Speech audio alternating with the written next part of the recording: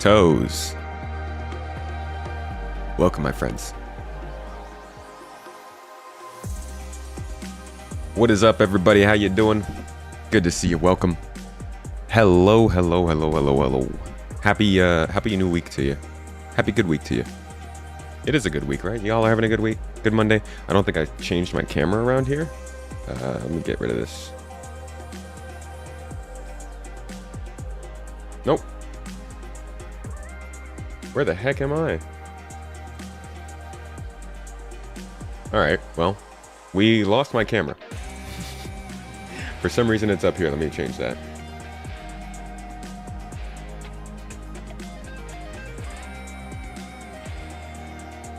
Good stuff, tech.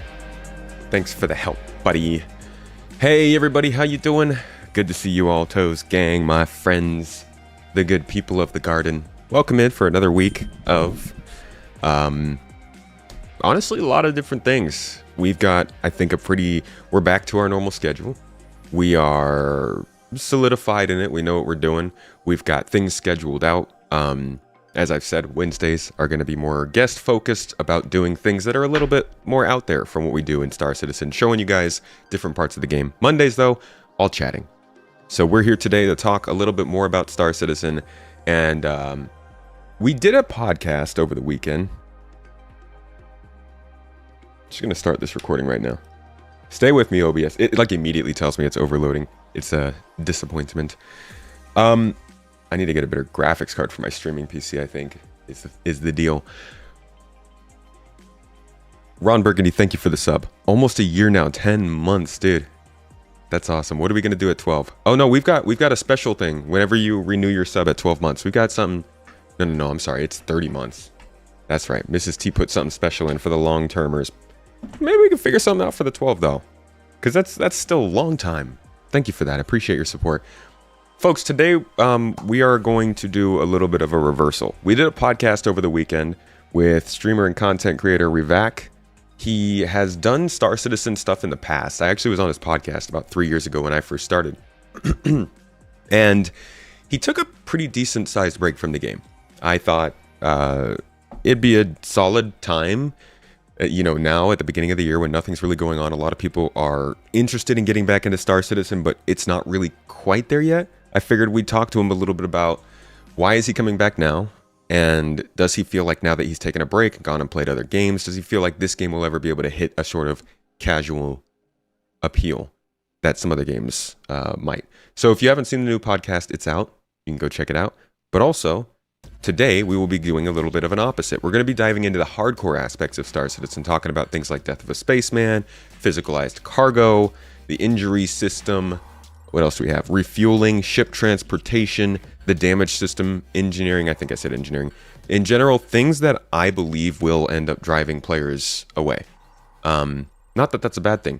Players need to understand what kind of game this is, and so far CIG has done not the best job at setting people's expectations on that. So that's why every once in a while we try to hop in with one of these summaries, do a little AMA. You guys can ask any questions you want, bring up any topics you want. We'll try and dive into all of them.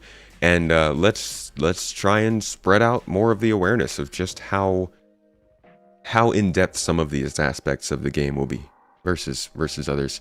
Welcome in, though, chat. Bastin, I saw you in here early. Thank you. Shadow Eddie, good to see you. Zero. DeGunther, good morning. Ah, my bees. Thank you for the follow, Carl. Appreciate you. Colt. Mr. Colt Kimber, the Colt favorite. The Colt classic. Glutrino, good welcome, good welcome. Good morning, welcome. How you doing? AAK, good to see you, buddy. 07. Drazen is in the chat. It's a wet part of the week. Rain. It's constantly raining here. It's more than I even expect. We ask for rain a lot because we're always suffering from no rain, but... Wow. Yeah, exactly. Wow. Even us Californians are like, okay, this is enough water from the sky. We come over here for the more sunny, more fair winters, not for constant water. Monday misery for you, contemplating burning 4.6 million AUEC on a caterpillar. Whatever you gotta do to keep it fun. Valasov, good to see you.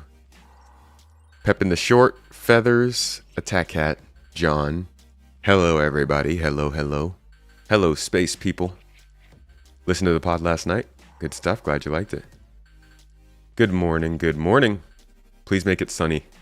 I'm so sad. Mrs. Tomato is suffering from, you wouldn't think it would be the term, but she's suffering from Californianitis, which is an illness you get when you go to California expecting California, but then you get Oregon. Maybe we call it like the fake Northwest syndrome. Seriously, I don't remember the last time it's rained this much in a winter. You want more rain here in California? Hey, I'll tell you what, Vastin. How about this? Little compromise. Instead of doing more rain across all of California, how about we just keep dropping a bunch of snow in the Sierra Nevadas? And in the winter, or in the spring, in the summer, then we can all agree, hey, this is good. This is, well, look at us. It's great. Down here in the lowlands, where we build monuments to bring our bodies closer to the ever-praising sun. Wow. Wow. Yeah. Owen Wilson, why are you so big on the screen? Cool it. How do I make that smaller? In those cases, you know what? I think we could do less rain. Snow is forever, but rain's just gonna get my slippers wet. That wouldn't keep his car cleaned. My car is cleaned. Oregon is beautiful. It is. Love that place. Big fan of Bend, although there's not a ton to do out there. Reese, good to see you, dude. Oh my God. Hold up. Oh God. Stream Deck, you gotta be careful. My bad, folks. I just accidentally ended the recording and I realized wow. That's so sketchy, man. They need to have those little triggers. They always show them whenever somebody's gonna launch a nuke or a missile or blow something up. They're don't touch this button unless you really need to. Little flip flap that they put over the toggles. I need that for my Stream Deck. Please. South Florida low temps are incredible right now. Don't want it to end. I remember when we were out in Orlando, me and Mrs. T, and I think it got down to freezing once or twice. Snow turns into slush and there is only misery. Hey, not downriver. I'm sorry for those who live in snow. I am. That's rough. We specifically try not to do that for that reason. There's more rain in Oregon in one day than all year in Cali. Not this year, baby. We've stolen some of it this year. We said, give us that river. Very chilly in Massachusetts. Well, you guys got all the northern winds. Cult, you love the snow? Hey, you know what? Don't get me wrong, I like snow. I'm just... The process of going through snow leaving is very rough. Cracked roads, messed up machinery. You got things that you couldn't start over the winter, so now you got bad fuel in them. Just being in the cold is rough.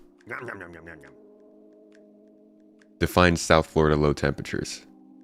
South Florida low temperatures would be 40s, 30s, I think. Around there, it's only slush, rain, flooded roads, and avalanche risks. Oh, yay. Don't come to Norway. I've heard things about Norway and coldness. Tape a water bottle cap over it. Over what?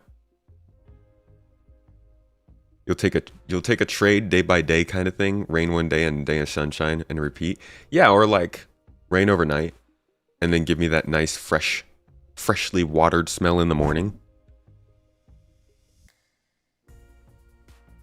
Just not used to weather here in CA, so when we get it, we need to bish about it. Amen, dude.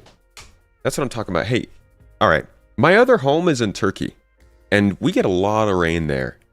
This is comparable. This is a lot of rain. Toes.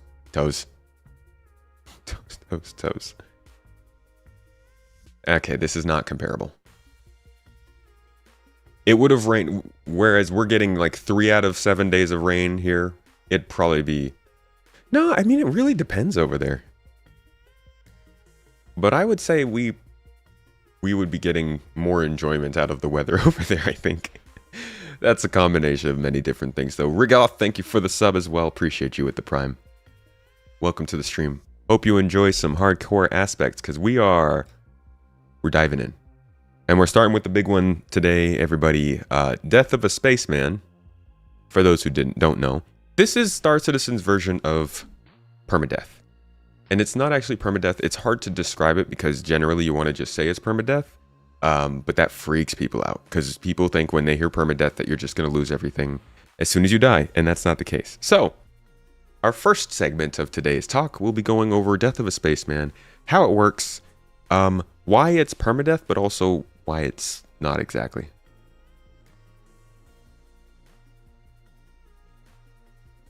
Speaking of Turkey, Gallipoli won you a game of Scattergories last night. Scattergories, is that like, I think I've heard that.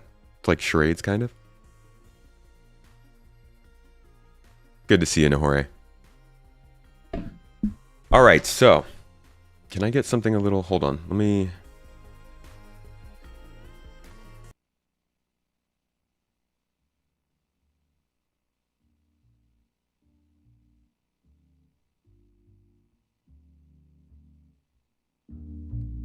Okay, just wanted something a little more chill, you know?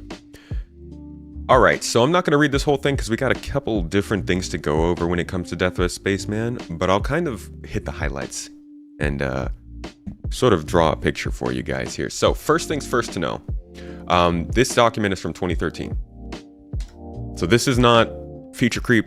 This is not something that was added recently. This is not something that when it does come up, people, you know, who might say, oh, they're adding so much to this game that's going to make it worse. This has always been included in the design of the game, and I think CI just got a problem on their hands that people don't know that, because that's the reaction when they do introduce this stuff is going to be, hey, why are you throwing this in? You're ruining a game that we love.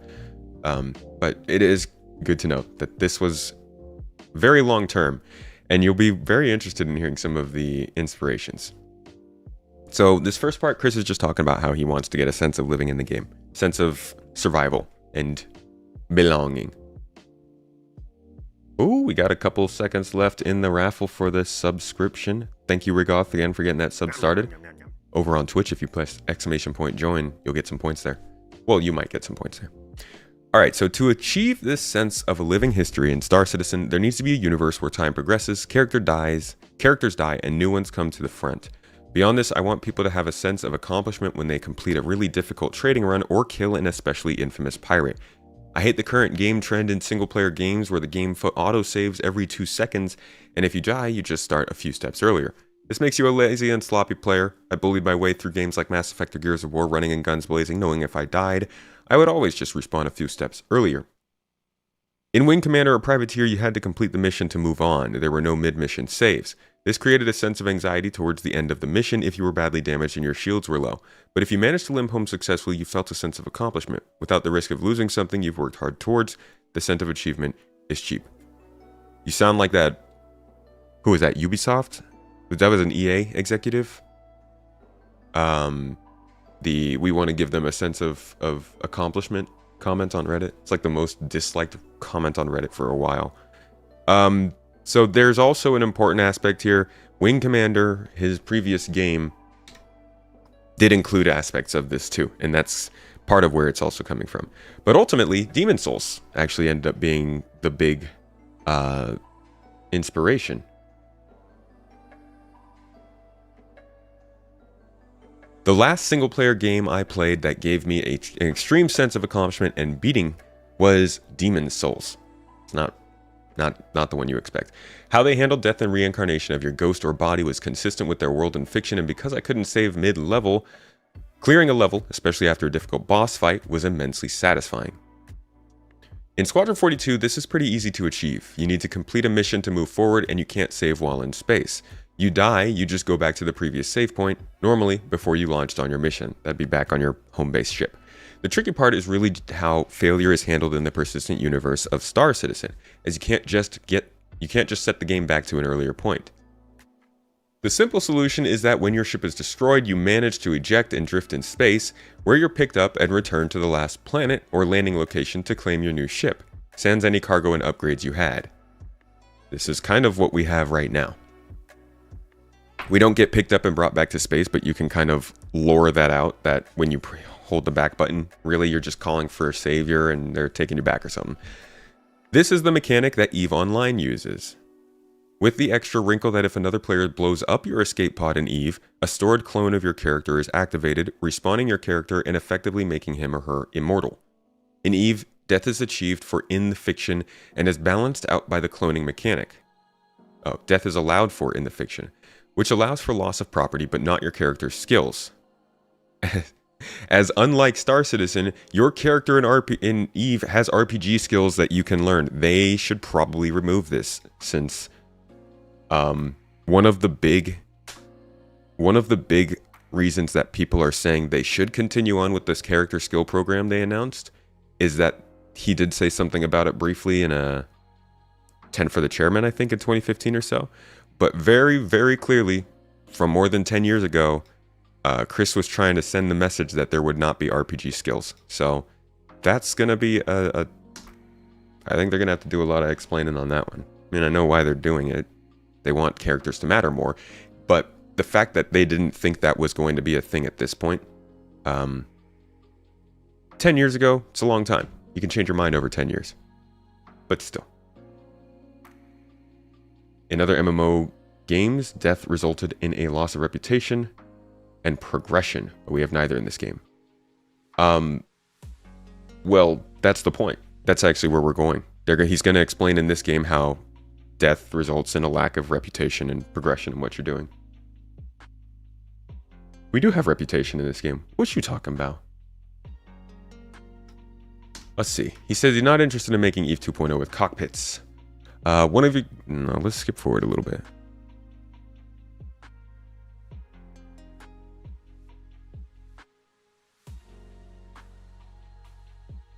Okay, here's, I guess, the explanation. Sup, nerds? How you doing, Bishop? Well, good to see you, Cesar. The character creation screen will be done in fiction in Star Citizen. We've seen that at CitizenCon. You'll start the game in first-person view looking at 2 bathroom doors. We have not seen that, so clearly they moved on from that. Which door you walk through will determine what sex you are and when you walk into the washroom. Walking up to the mirror, you'll see your reflection. Like, this is like a lot of theory crafting. A player enters the persistent universe of Star Citizen either after completing Squadron 42 or by opting out before advanced training and going straight into the private sector. Most players should have some kind of basic insurance, whether it's lifetime hull insurance for everyone that has backed so far, or limited duration insurance that will come with later ship packages. A player will even be able to take out a small loan to help finance his or her exploits. You will be able to run training simulations in the simulator module in your hangar to practice your combat skills with no penalty. This is Arena Commander. They want that to be a thing so that you're not trying to get your big combat fix in a place where you could lose your character. I see each character you play having the ability to die multiple times before the character is finally put to rest. Think of this like lives in an old school arcade game. Science in the future is far more advanced than today. Medicine has the ability to bring people back from what would be considered death in today's world.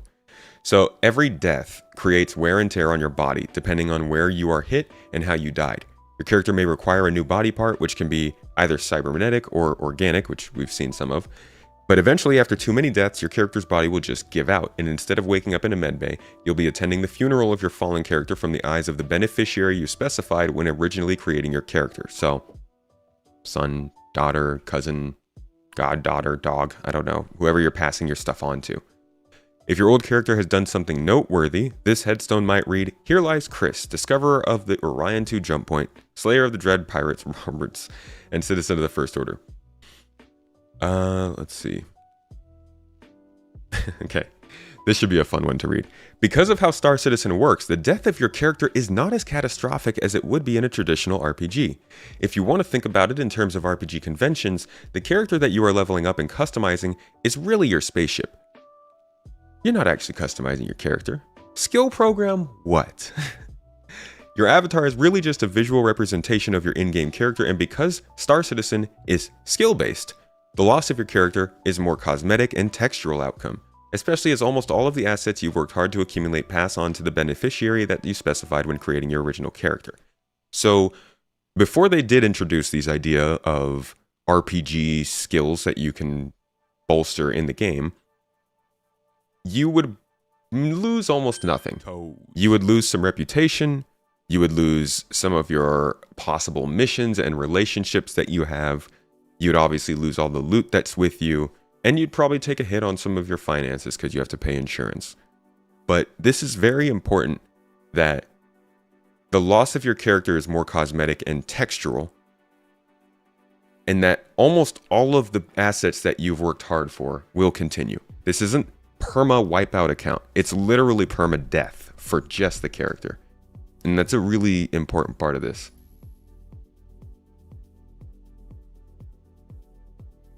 You actually think there is progression more akin to roguelites, which I think is better reference than CIG's use of Souls-likes. Well, yeah. I don't even think roguelikes existed when they wrote this.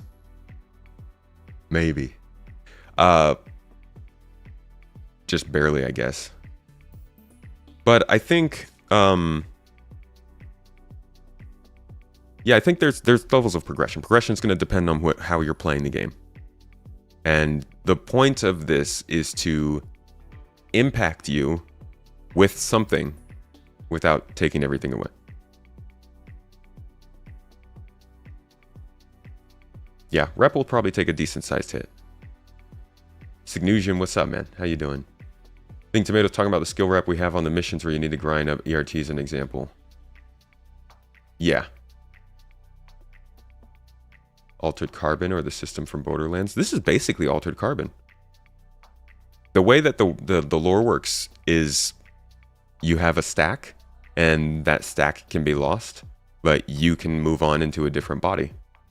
That stack, the you that gets into that body is only as up to date as the most recent stack, which is how it works in Star Citizen. Yeah, it's pretty close to that, I think. All right. Reputation and faction alliances pass on to your new character, but slightly diminished. Hey, thank you for the sub. Appreciate you, Arctic Wolf. Thank you for the 2 months. I see you, and Evalazu, I see you as well at 2 months. Glad to be back. Glad to have you back. Thank you for joining us in chat today. Hope you're enjoying the hardcore look-in. You're hoping we will get something like points for your rep where your character dies, and you can spend them to start off with a small amount of rep with entities that you choose.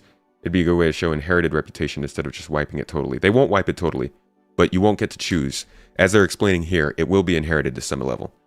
If your original character was a pirate, then the new one will also be aligned with pirates, but not as much, and will still be on the UEE watch list. No slate will be wiped clean. You will not lose all your rep. But if you want to change your allegiances, this would be the start. This matches life, where the son of a criminal has to deal with the bias of people thinking he is going to be like his father, or the son of a cop assumed to be on the side of law and order. So you have to slowly move your way out of the reputation you had before, but you will be able to pivot if you want to. What I like about this story, this is him, not me. What I like about this system is that it creates a sense of morality and history. No one's characters will die right away. It will take some time to get to that point, but players will feel a sense of risk, and so will think twice before needlessly risking their lives, as they don't want to burn through all of their, quote, lives. You'll also be able to see visually how battle-scarred somebody is. Perhaps having an eye patch or a cybernetic arm could be a badge of pride that you've been in or survived a war. And we've seen how these cybernetics will look a few different times now. We have a few different styles and sort of, you could say, economic levels of quality that they've applied to these models. Here's the Deus Ex model. That's my favorite. And players will be able to, you know, if they do end up having an injury that requires them to get a replacement arm, you will have to get an arm depending on where you are, what they offer you, what kind of specific levels of service they provide. Like if you're getting a new cybernetic arm at Grimhex, I'm sorry, but you expect something a little rough. Expect a butter knife attached to a roll of tape. But this is a very important part as well. He's basically just saying you don't have to worry too much about those small lives. You know, if you go out and you get shot in the head and you die, we're trying to give you grace. We're not giving you permadeath. We're giving you, let's say you have 10 lives and it's very hard to die, to the point where you die maybe once every 3 weeks. We're giving you 6 to 10 months of gameplay on a single character. And we'll also talk about in a little bit, they're going to give us ways to increase those lives and add more. I think this is a valid system. I think it'll take some balancing, but if they were to instead say, we're going to give you the average lifetime of 10 months, we're going to make it very, very, very hard for your character to die, and when you do die, you'll lose your character. That'd be much worse. So the idea of having little hurdles that you have to get over to know, okay, I'm that much closer to losing my character, I'm that much closer to losing my character, I like that. I see it as having like a segmented health bar. And so I'm interested in seeing how this system turns out, but this is one of the systems I think will annoy people going forward. It did start to already when they changed the inventory system. Let's see. Is there anything else here that we specifically...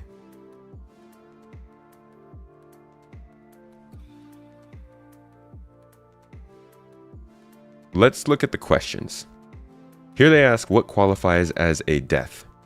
Not ejecting before your ship blows up, taking a headshot during boarding, having your ejected pilot or escape pod targeted and destroyed. How many lives will I get? The exact number of lives will be balanced as development of the game progresses. The intention is to allow multiple deaths before you're properly dead, so expect to wake up in the medbay at least half a dozen times, if not more. And getting to this point won't be common unless you are participating in a lot of boarding actions or flying in areas where there is no law and order. Please note that it will not ultimately be a single static counter. Taking different risks and dying in different ways will impact your overall survivability at different rates.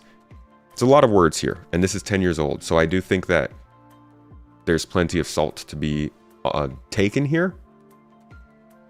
But I'm just hoping that this gives people the understanding, sort of more of the vibe of where this is going. We're going to look at a video that's much more up to date soon, where they'll talk about it in more depth.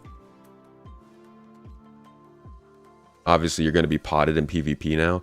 Right, but killing an escape pod in Star Citizen is going to be probably one of the worst possible offenses you can have. For somebody to do that, they would be likely accepting that they just can't be in that star system anymore if they do it. Killing an escape pod is so much worse than just blowing up a ship or something. And that's the other side of this, is like, with so much weight put on death, they're obviously going to have to make sure to balance the game to account for that. Whether that means making it very, very easy to kill pirates, or to defend yourself, or to get away in escape pod, whether that makes escape pods very strong, or whether it makes the repercussions of breaking the law even stronger. Every problem that we come up with for this system, it's their job to come up with a way to balance it. Which is why we like to talk about this, so that they can see the conversations, which obviously they've had already themselves, and figure out how to work it. Like every question we ask ourselves is probably one they've asked themselves over the last 10 years and have been trying to figure out. So this is asking what happens on a rage quit or a disconnect. When you disconnect, the server attempts to take you to autopilot. If you're in space instance and close enough to a hostile, the server will attempt to gain control, will gain enough separation to enter autopilot. If it's successful, the server will then place your ship back on the planet you last landed on. If not, and you haven't managed to reconnect to your AI-controlled ship before the hostile destroys your ship, combat logging, it is assumed you ejected successfully and will be returned to the last planet you landed. They actually implemented this now. So the whole combat log is like your ship will stay there, even if you combat log, and you'll be able to be destroyed. If you have insurance, you will have a new hull waiting for you. We will monitor players' disconnects, and if we feel you are gaming the system, we enact a death penalty on you and decrease your internal life count. That sounds difficult to do. Will respawning take forever to set up and get back into action when Death of a Spaceman is implemented? What do you mean by that? I think respawning will just be like, boom, you're in the medical bay, and you can get on your feet. You will have to go and get stuff. Like, you'll be in a medical gown, so you'll probably have to go and get your loadout and your ship.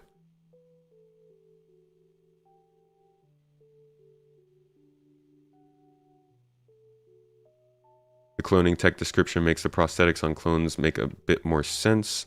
But yeah, it's still a little weird. They really, really don't want people to think this is cloning. they've been super adamant about that. That's why it's more a system like Altered Carbon. You're not actually getting cloned. It's basically like a, well, I mean, we'll read their lore, whatever. I don't remember the exact words. Oh yeah, it definitely won't be parachutes. We'll be doing jump jets probably. Jetpacks when we're in atmosphere. How does insurance work? I'm assuming it takes away some of the cost whenever you have to replace something. That would make the most sense to me. Either all of or most of the cost. If you die completely, what does that mean? Do you lose your paid ships? No. Do you lose all your connections with friends and organizations? No. They actually mention it up here as one of the things we... You might have come in before that. Reputation and faction alliance pass on to your new character, slightly diminished. If your original character was a pirate, then the new one will also be aligned with pirates, but not as much. This also says, your avatar is really just a visual representation of your in-game character. The loss of your character is more cosmetic and textural outcome. Especially as almost all of your assets you've worked hard to accumulate pass on to the beneficiary that you specified when creating your original character. This is non-paid items. It will absolutely not be taking away your paid items when you die. You don't have to worry about that. Hopefully no inheritance tax. Yeah, you wish. Maybe if we break our legs and get to a hospital, we get cyber legs. Yeah, free cyber legs. They need to add more survivability to the game before death of a spaceman. That's what they're doing. They mentioned it at CitizenCon this last year, that they are working hard to, in fact, we can pull that up real quick.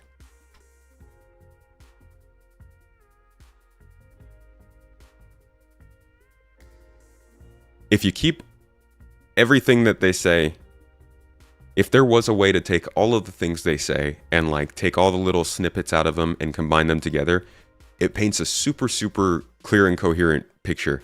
You know, whenever we have questions like these, they've answered them. God, I don't know where this would be though. This is in enhanced time to kill. Where did they even talk about that? Yeah, I don't know where they talked about time to kill, but it's much higher. Like if anybody else has been in 322 doing FPS missions, you probably noticed that like you really don't die as much now in first-person shooters, first-person shooting sort of exercises, and they'll go much further than that, I think, too. The medical system's really underdeveloped.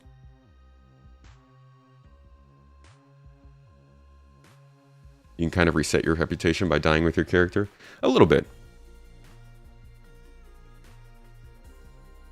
Deductibles, premiums. What else is here that would be important? What are the penalties for targeting an ejected player? Here you go. Players who target helpless ejected players in civilized space that don't have an official UEE death bounty on their heads are the scum of the universe and will be treated as such by the authorities and marked for death by other players. So if you kill someone and they're in an escape pod, it's 10 years ago, right? But I do kind of hope they stand by this. As soon as you do that, you're marked for death. And if you're in a UEE system, you're screwed. This is part of the whole... People keep wondering, you know, how am I going to avoid dying? People are always going to kill me. They're always going to gank me. They're always going to find me. There are going to be some systems that you just don't want to do anything in. Like, there are a couple star systems that are literally basically like being on an Air Force base. Once you enter the system, you're in a military space. There's going to be quite a few places for a player that doesn't want to be attacked to go. You just might not make the most money or have the most opportunities. How will you counteract griefing? We believe this system will actually disincentivize griefers, of course. If you're a player who wants to camp out in a safe area to kill new players, you'll quickly have a bounty on your head, and legal PvP will be authorized on you. If you target ejected players, lethal force on your ejected pilot can be authorized too. Attempting to grief new players will probably hasten your character's death a lot quicker than the new players you're trying to terrorize. We feel that by giving harsh penalties to people that target ejected players, allowing most injuries to be survivable, letting Allowing most injuries to be survivable is important. Letting most players upgrade first survivability to their specifications will help to reduce the incentive to grief. People aren't going to be griefing to get rid of the deaths, though. They're going to be griefing to make people angry, and I don't think this is necessarily true. It could help. But, you know, people always... Somebody who wants to ruin other people's play sessions is going to try their hardest to find a way. We're also aware that everything will need to be balanced once the game goes live, so that's our most important promise. We will continue to balance this system so that it works, rather than allowing it to become a tool for players who want to make the game more difficult for others. How can I reduce my chances of dying? Ship upgrades will include a variety of systems designed to increase survivability of vehicle loss, including a whole bunch of stuff they list out here. There will also be an upgrade system surrounding your battle damage. If your character loses an eye or an arm and you would like a natural replacement rather than a cybernetic looking implant, you will also be able to pursue these in certain markets. Additionally, there may be certain medical procedures or limb organ replacements that can increase your lifespan, effectively adding a few lives back. So again, they're trying to work in a ton of little things so that this system that is supposed to be permadeath also is very, very forgiving. You can even earn lives back.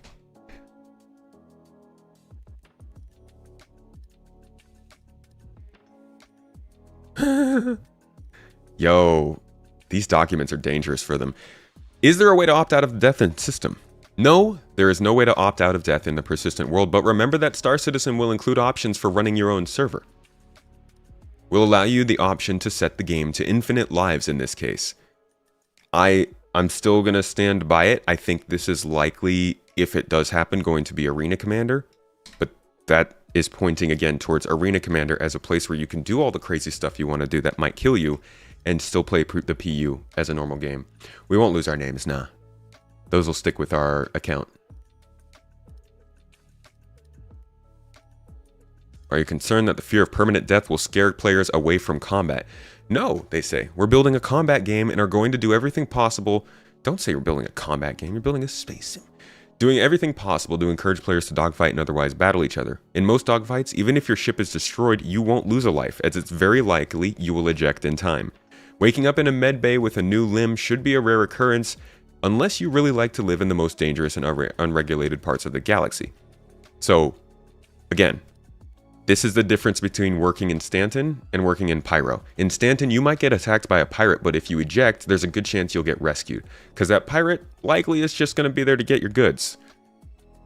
In Pyro, I don't know if you're going to get rescued. AAK is in chat, and as I mentioned last stream, he is a very, very adamant user of the beacons, and I actually want to try and get in game with you to show people really what it looks like to use these beacons and how they work.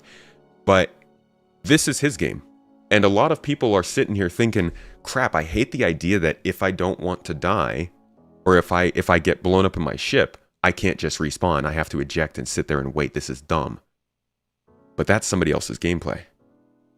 And it comes back to the design of the game. You got to wonder, who's the game being made for? Is it being made for me, who wants to go out and do combat and then respawn as soon as I die? Or is it being made for the entirety of the community? The people who want to go out and do combat and die. The people who want to be able to pick up those people when they do die and play the medic. Or the people who want to have that respawn clinic and fly in the area so that you can respawn in their ship. It's all kind of... it's intertwined, and I think that is also part of that hardcore aspect of the game and how much interactivity there is that'll make some people not want to play. Some people never want to see another player. And a lot of this stuff will be handled by NPCs, but I wouldn't bank all your gameplay on that. Yeah, we're going to need a really robust reputation system. What if you rescue the escape pod and keep the person in indentured servitude like what happened in Elite? Sonics! Got the answer for you here. What happens if I am captured rather than rescued? If your escape pod is captured by another player or NPC, your game will continue, but there will be penalties depending on your situation. If you are a criminal and are delivered to a prison planet, for instance, you will need to pay off the authorities to escape. If you are sold into slavery, you will need to buy your freedom. This is again going back to the same thing we just talked about. The player who might get captured and not want to continue is not necessarily the gameplay at that point. Now the gameplay is for the bounty hunter who went through all that effort to find the player and now needs to return them. I do think that what they will do here is when you get captured as a player, they'll replace your body with an NPC and you'll just respawn in the prison. But they're going real immersive sim with it. They're trying to avoid any sort of game over scenarios and say, oh, this happened. You got to figure out your way out of it now.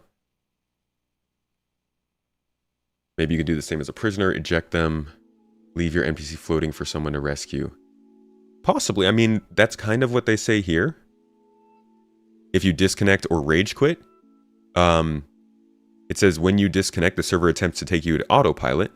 If it's successful, let's see. If not, and you have managed, you haven't reconnected, sorry, and the player, like an NPC has taken over, yeah, they'll basically be ejected and returned back to the planet you're on. So rage quitting could actually have a benefit still.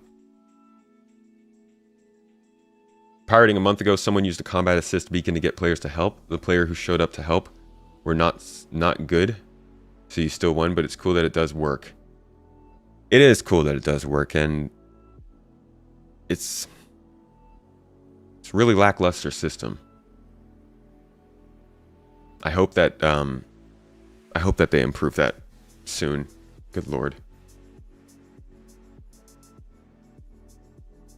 EC2 fills up with escape pods that you've not delivered anywhere. You're gonna have to start stacking them up. Wendega, how you doing? Good to see you.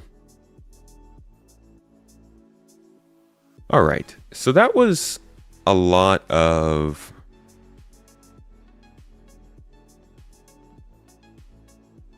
That was a lot of context. Now let's listen to the people themselves actually talk about it. And I think the main thing we want to do is... I'm going to make sure we hit the right part here. Why did Dragon go with Star Citizen?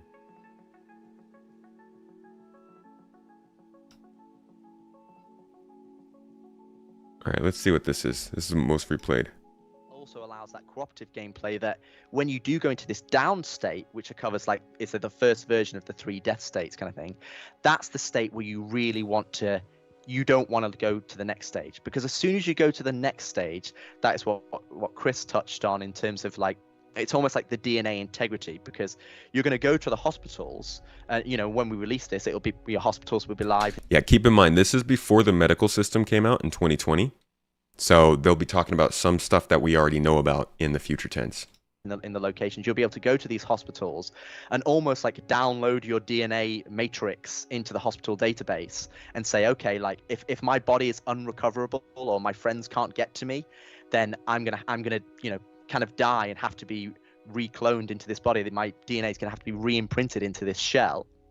And during that process, that's the process where your DNA can kind of fracture or kind of lose some of its integrity. And that is kind of what Chris touched on in terms of like, you're losing a life in terms of gameplay terms. So, and that is what's happening as it's being imprinted into you. And depending on the manner of your death, and depending on like, oh, if you've just been ignoring all of these statuses and all of your arms don't work and your legs don't work and you've got a brain bleed, you know, some of that DNA integrity as it's been injected back into your body can be re-inherited from those basically systemic statuses that Give me more DNA. And that means that you might come back in your body with a prosthetic arm, or you might come back that, you know, your eye color has changed, or you're not as tall as you used to be. And because, you know, there's something that's gone wrong with that DNA imprinting. So that's kind of what we're working towards now in terms of that hospital healing gameplay loop, actor status, the extension of the actor status system that we put, you know, we went live with before, and obviously body dragging and all of that kind of setting your spawn point in terms of game terms and the live. That's the stuff that we're working on right now.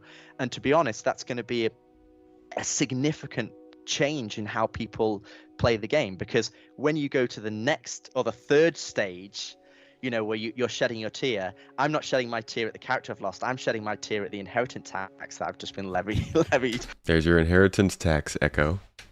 You know, and it's at that stage, that permanent death where you're having to pass on to your next of kin, where it is, you know, the sins of the father. You know, you're still going to have some of your reputational statuses, but, you know, they may not be as high as they... Yo, Bishop, I'm interested in seeing, can we get a poll on Twitch and on YouTube? I want to know, do you guys like this idea of how death works in this game?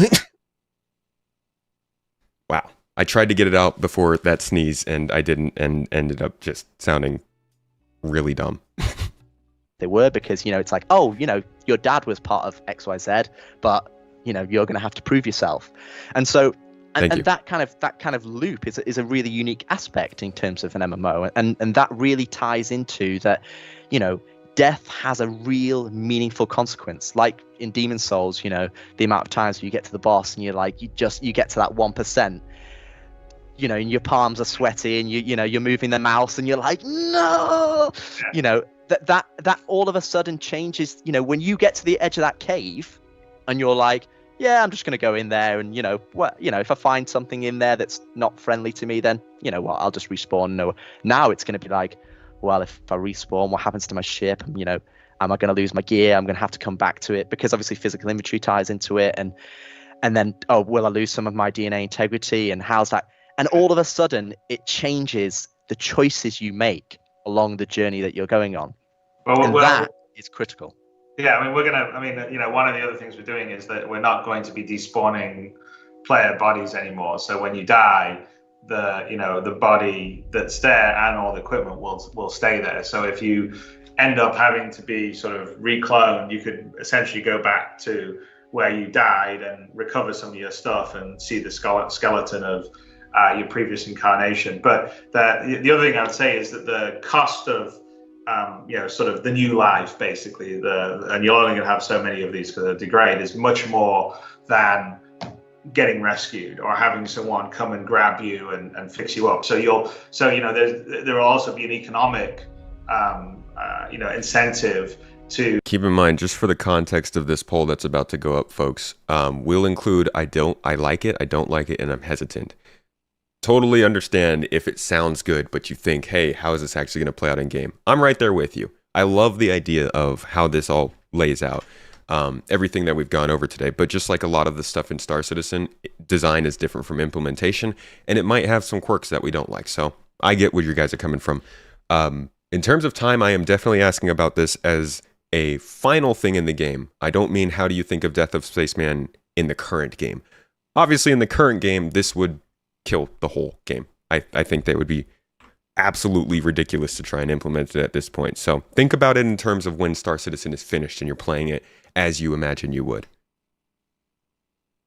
To essentially not just go, oh yeah, I'm just going to respawn, because A, you're only going to get a very limited number of those, and B, they're going to be very expensive. So you would prefer to have other players or your friends or a service come and you know, get you and fix you up. And I think that'll be really useful and important, because like even in gameplay, like that, like, okay, if I'm now exploring in a corner of the universe that doesn't really have a lot of people, my level of risk there is much higher than if I'm in the middle of, you know, a really well-traveled area of space. I think in terms of gameplay, things like you know, finally getting around to the full sort of health, Death of a Spaceman setup and the physical inventory, the gameplay potential and you know, just what's going to happen and the interplay with players is you know, I mean, there's not other games that I think of that quite have all this stuff all together to do this at this level of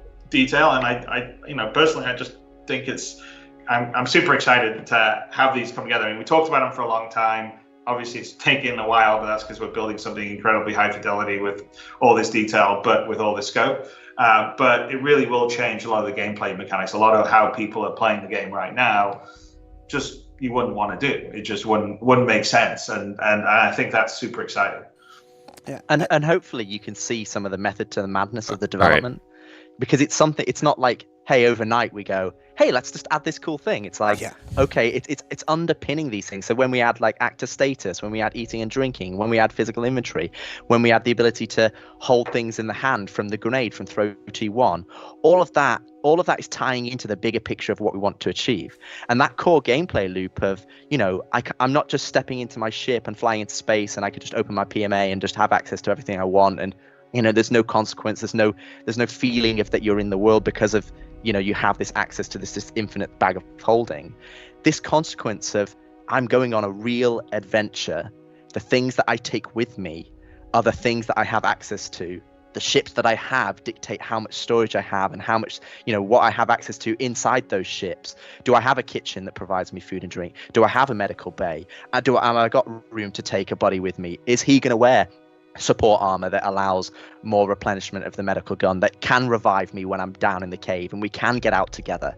All of a sudden that becomes not just a single player, I've just got access. All of a sudden those shared experiences are the things that make it a true experience. And that is something that all of these individual systems, in isolation, they're really cool, and we put a lot of effort and a lot of heart into them, and they're complex because we want it to be scalability on a size of Star Citizen.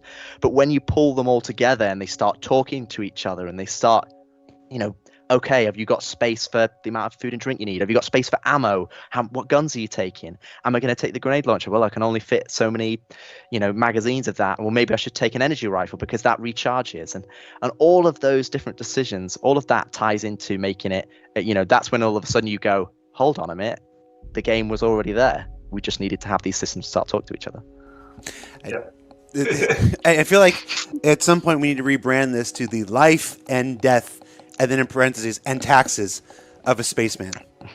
It would be the more appropriate. Ultimately, we do joke a little bit about, but the goal with Star Citizen is to, essentially it's a virtual life. And we are trying to simulate, or obviously in a more primitive state than the real world, but simulate all the things that would happen. Like naturally you would think, okay, if I'm going to go to the Antarctic, I've got to bring my supplies with me, I got to worry about if I get hurt and all these things that I think create great gameplay opportunities, and also great cooperative gameplay opportunities, right? So there's a lot of things that we talked about that clearly, if you're going to be adventuring in a dangerous place, having the equipment and having people with you is probably a good thing, because otherwise something goes wrong, you're by yourself. And so I feel like when we get a lot of, there's been a lot of engineering. I'd just like to clarify, because I saw a message in the chat that they're not implementing this stuff. This talk's 3 years old. The stuff they're talking about in this talk is in the game. This is a whole talk about the new medical system and how it was supposed to affect gameplay. Death of a Spaceman's not in the game, but this talk specifically is talking more about the hospitals, the injuries, body dragging, and that kind of stuff. Just on the very low level, and some scalable stuff that we have to do to enable a lot of these systems. And over the next year or 2 years, we've got a lot of this stuff sort of coming online, and I feel like when they all start interoperating together, that it will be an experience like no other. I don't know another game that does it to the level. There's some games that do, some really nice. Red Dead Redemption 2 is great. There's a whole bunch of other stuff that sort of does elements of this, but I think not to the scope and the level and the detail that we're doing. And that's one of the reasons why it's taking so long. So that is, it's definitely taking longer than I'd like it to do, and it's part of my frustration when people are like, well, where's my gameplay loops? And I'm like, but it's going to be so awesome. You've got all these elements, and I know the big picture. I know how they're all going to pull together. And it's just one of the things that when you're making a game live, developing in front of people, that people experience you wouldn't normally. Like normally, most game developers will tell you in the old way. Certainly, all right, I want the and all the rest of stuff. I was really I see they talk about hospitals at the end here. I was really hoping that they give a solid straightforward summary of it, because like I said, this is an early video more meant to introduce the medical gameplay, but they also phrased it as a talk about Death of a Spaceman. But there is more. Let me think.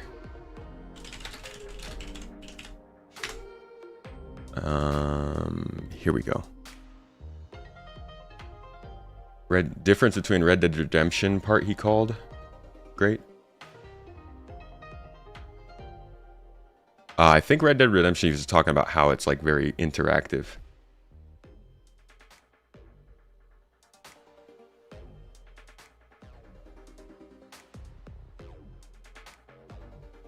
Okay, let's see.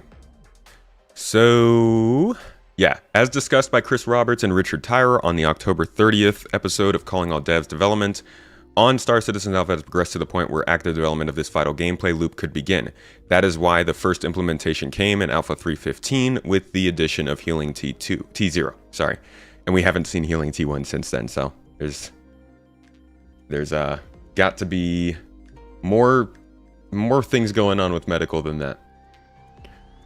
This is why it was decided that Star Citizen needs to have technology akin to cloning, where players could bring their avatars back from death itself, but with a few key requirements. That's not why, let me read why. While a lot of scenarios could have been explained away by diligent NPC emergency beacon teams finding injured players and bringing them back to civilization, with a game like Star Citizen, there were a lot of cases where even the bravest ambulance pilots wouldn't have been able to retrieve you. Imagine a bold explorer flying themselves directly into the sun, or some friendly outlaws firing a size 9 torpedo directly at your head. What ambulance is going to rescue you from that? While we could have declared those instances to be permadeath and forced the player to hand off everything to their next of kin, we were worried about how punishing this would be for people new to playing the game. So, here are a couple of the the little details. Your avatar's memories had to be passed on. No point in making a biological copy if they can't remember anything. So, yeah. The process needs to degrade over time so that people in the universe are not immortal. How your avatar perished should be reflected in their new body. We also wanted characters to age and not just hop into a younger version of themselves, and there should only be one copy of a person at a time. No clone armies running around.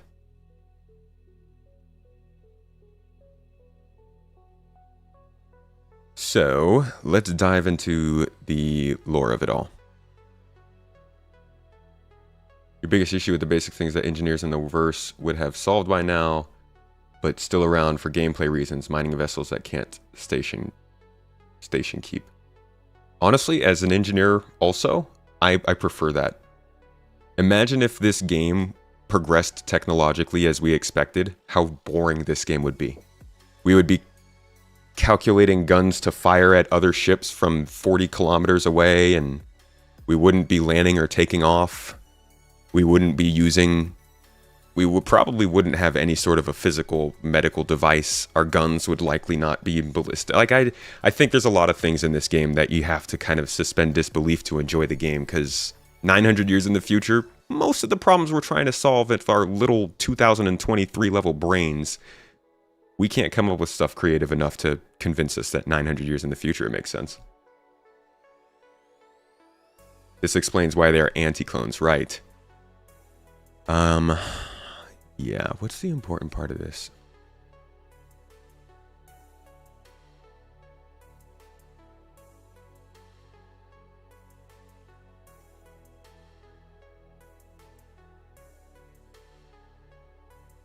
I guess I'll just explain some of these initial things. The term for a complete and holistic bioscan, this is an imprint, of an individual that not only creates a record of one's DNA, but also all their memories, thoughts, and personality. While imprints can be transferred between spheres without loss, only one copy of an imprint can exist at the same time. Updating an imprint will override all previous imprints. This is how they basically make it so that you have one respawn location. Regeneration is the term for the process in which an imprint is used to recreate the deceased source. Using the information stored in the imprint, a new body is generated that is near identical copy of the original, barring the effect of any echoes. So, it's kind of like cloning. Where do they explain how it's not cloning? Because I would like to move on to the next little bit here. We have basic DNA cloning now. 900 years in the future, degradation wouldn't be an actual problem. All right, you tell them. Stupid future humans. We wouldn't be flying fighters and stuff. It'd be more like the Expanse missiles and CIWs. Yeah. I just don't think it'd be very fun. 900 years in the future, in real life, people will live in a pod for their whole life. I will have an avatar that goes and does everything for me.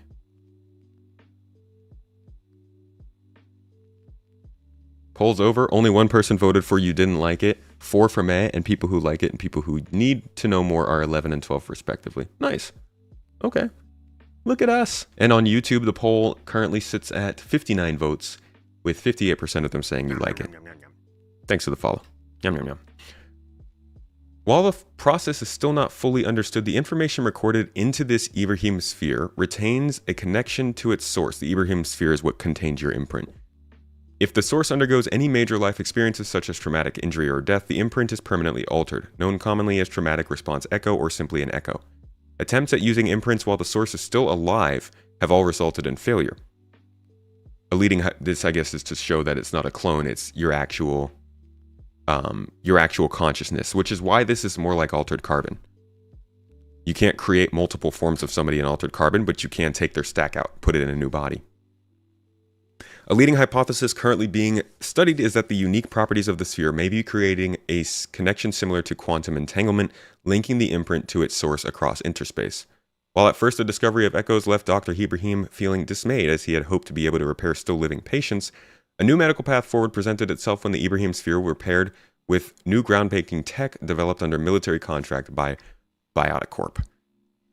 That's, I think, enough Death of a Spaceman for today, because we got other stuff to cover, and I've covered this quite a lot. But that's the gist of it. It's not a permadeath system, but it is. And there you go. Oh, you can make copies in altered carbon. My bad. I guess it's a little bit more unique then. Unique per person. Soup's illegal. It's a huge plot point in the first book. Man, I do not remember that. But I read the book after the show, and the book was much different from what I remember. Jammin, thank you for the Prime sub. Appreciate you. Okay, our next topic is cargo interaction. This is something that we know well, because it's already begun. But the way cargo works in Star Citizen is pretty hardcore, and it's going to make quite a few people either not want to do cargo kind of stuff, or maybe avoid the game altogether. No, we won't really be talking about master modes. I don't see that as much of a hardcore feature. That's something that we can talk about at some point, but I have an entire deep dive on my second channel where we did go over master modes for 3 to 4 hours. I would just search Space Tomato 2 master modes, and you'll get a huge summary of how that works. With also historical context from them over the last several years of how they've been leading towards that. All right, so cargo. The Star Citizen team has determined that there are 5 essential use cases for cargo objects in the game environment. Each of these cases must be developed in the game to give your player full control over cargo and items. First is player to item. Player must be able to physically manipulate objects in the game, whether it's a frag grenade or a bobblehead. We know that. Players to massive item. In development terminology, a massive item is any that is too large for a player to reasonably interact with themselves. Think of a ton of steel, replacement Hornet wing, or multimeter torpedo. Massive items differ from standard items because they will require in-game tools for handling, like tractor beams. So we've got these two. Player to container. Current Star Citizen pilots are likely most familiar with the store-all container found on most models of the Aurora. Under the hood, there are 2 types of containers, crates and tanks. Crates are containers that can hold the loose items used in the previous use cases. You might fill a container with anything, weapons, electronics, artifacts, personal effects, even live animals. Imagine reading this in 2015, in April of 2015, and then telling the person reading this, hey, you're going to get this feature in December of 2023. Like, we got it, but oh my god. Tanks are an alternative form of container that hold anything the player would not naturally interact with. Fuel or scrap, nitrogen, and the like. So these are those sacks that they have on mining ships.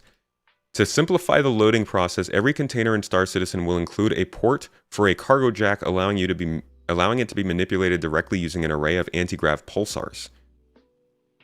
Players will load their containers and then position them aboard or attached to their spacecraft. And we've seen this actually in the ISC we're about to watch here. And then 4, player to pallet, especially important for larger ships, which would otherwise take ages to load. The player to pallet use case is how you will be able to stack alike containers. This allows containers to move as a group, as long as the stack is entirely within the locking plate on the top of the lower container. That we haven't seen, they haven't even talked about, but this would be such a big change, because that would essentially allow us to make cargo grids on any surface. I hope we hear about that soon, but they haven't talked about that. That might be a concept that they didn't move forward with. Then we have player to cargo bay. The final state is how players interact with the entire collection of cargo on any given ship. This is where we develop formal mobiGlas and environment tie-ins to give players control over their entire cargo manifest. We've seen this with the new upcoming kiosk and the persistent hangars. So they're setting up this idea that basically everything needs to be interacted with. That is pretty clear in the way that they've been developing this game. And you can see all the way back then, 8 years ago, this is the kind of stuff that they were detailing.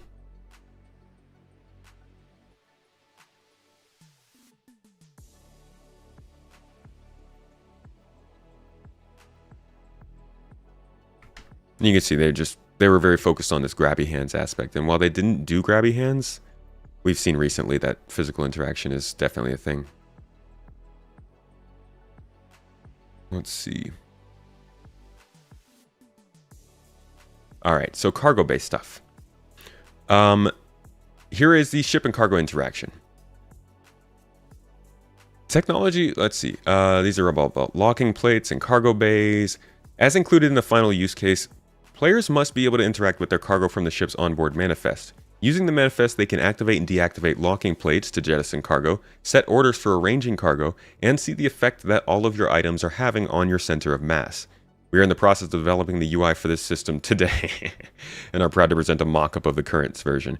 Nice mock-up. I'm glad we are getting a system 8 years later. And then here they just had kind of concepts for how things would be stored in boxes. So like they've been following this spiritually. It's not exactly case by case, but you can see that that whole idea of physically interacting with cargo and making sure that you're doing everything yourself rather than the game doing it for you has always been an important part of it. And here, they'll talk a little bit about it in a recent Inside Star Citizen. With everything being physicalized, everything stored in boxes, and no more magic bag of holding. But how will you inventory your inventory? Well, that's where the new hangar kiosk comes into play. Freight elevators are going to be implemented as an access point inside of player hangars, and you'll use a kiosk to interact with the freight platform in order to call things up from your inventory or to put things into your inventory. The player controls the freight elevator through the freight elevator kiosk because we have to coordinate between 3 different doors. The kiosk is what determines when the door should open, when the door should close, when the cargo get loaded and all that stuff. So that is the physical thing that's basically gonna bring up cargo for you and then also like take cargo from you when you sell it. The kiosk is going to be the center point of the hangar. This is really where you'll manage everything. So it's not just the cargo stuff that you manage through the kiosk. You will be able to manage your inventory, basically bringing up the stuff, sending it back. It's also going to be those small items. You also going to have some sort of inventory box that you will be able to interact with, to put stuff in it. Basically everything is going to go through that kiosk. So everything is central to the kiosk. It's easy to see how all of this will redefine. That's that manifest that they were just talking about there. That is supposed to allow us to get into all of our inventories and really define how our stuff is being situated. There's also, I have a picture here, which shows a little bit more of, I guess the difficulty, not the difficulty, but the extra things you need to consider when you're doing things like cargo hauling. If I could find this picture. I'm looking for media resources. They're just gone. I love that. I love it when this stuff is just gone. I've shown you guys this one before a few times, so it's nothing new. But it does show, it gives you another insight into how cargo works. Loading timers, loading workers, the pay you have to give to those workers, the progress on that loading. You're going to be off walking around the station doing something else while you're loading cargo. So there's a lot to this. Now, before we move on from cargo hauling and really understanding the more hardcore aspect of it, which is generally that you just have to move everything yourself, let's listen in on what options there will be for the people who maybe want to still be in cargo, but not necessarily get into the more hardcore, move everything yourself, animate all the boxes yourself, store everything yourself. There is still an area for people who just want to literally only haul. Let's listen to that. Isn't for you. What if you just like to run the occasional mission?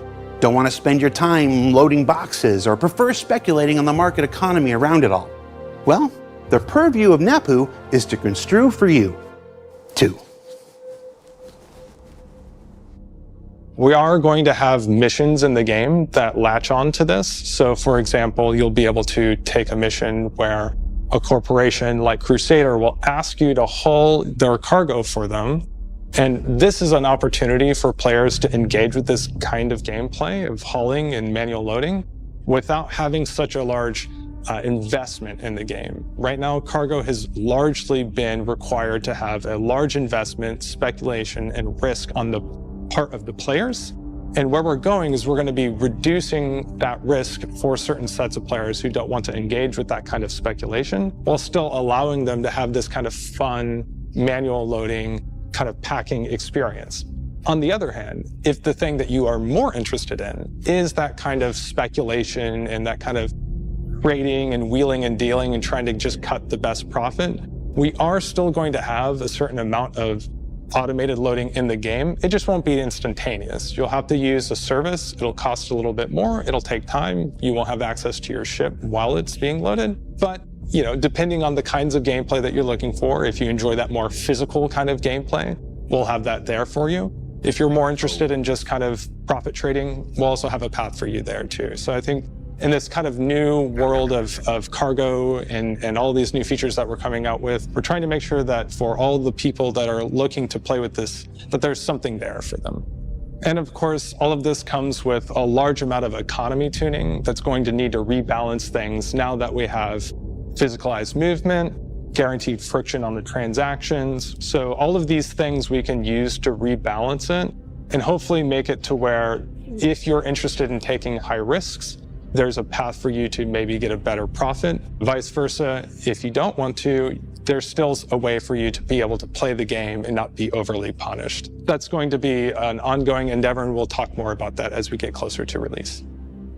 So lots of changes coming to Star Citizen with the work being done by the North America Precision University. All right, then the rest of that is just how you basically would respawn in your stuff.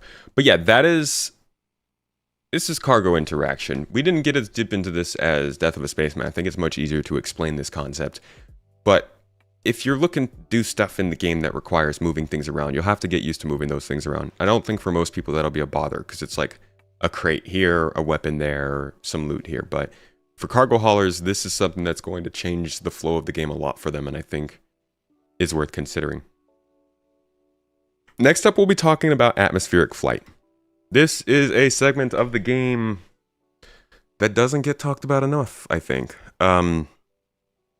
Currently, in the works to try and get the chance to sit down with somebody from CIG to talk a little bit more about these systems. But I think it's good to go over what in-atmosphere flight is going to include. And this also, I guess, will kind of tie into engineering gameplay, but in-atmosphere flight is going to be something that I think starts turning people off a little bit more from the game as flight gets more difficult and as the role of being a pilot becomes a little bit more specialized and more focused on actually being a pilot rather than just hopping in a ship and moving around. So here's a look at some of the latest development we've seen on atmospheric flight, and I'll give context where I can. They do like the vacuum of space. We're talking spaceships here, right? And we have thruster efficiency curves on these thrusters. So at some point, especially the MEF thrusters, they will cease working because they don't like atmosphere. They will overheat very, very quickly. So there's the question, what happens when you go down to a planet and you want to rotate your ship with your thrusters off? Well, we'll see. Can you go to external view? Can you waggle your tail?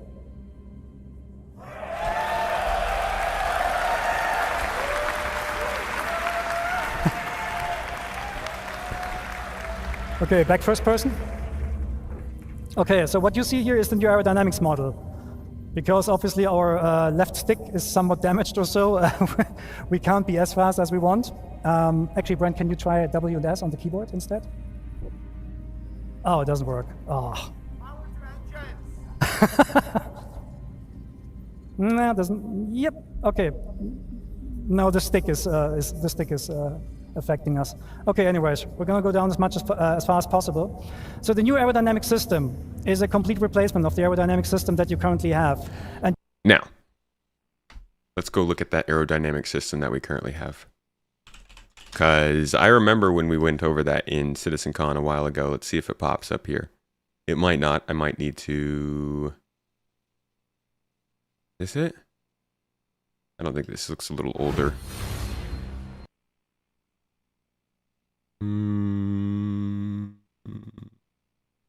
No, this isn't it.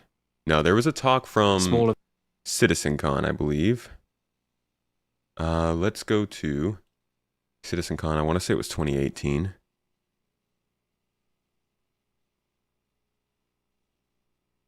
See if it's on here. Oh, that's IAE. The Principles of Flight. Is this it? So this might have been, yeah, this was the time that we saw our atmospheric flight model last time. And the updates they were giving to it, which were, you know, decent updates we were seeing. Here's what they had to say, though, about atmospheric flight at that time.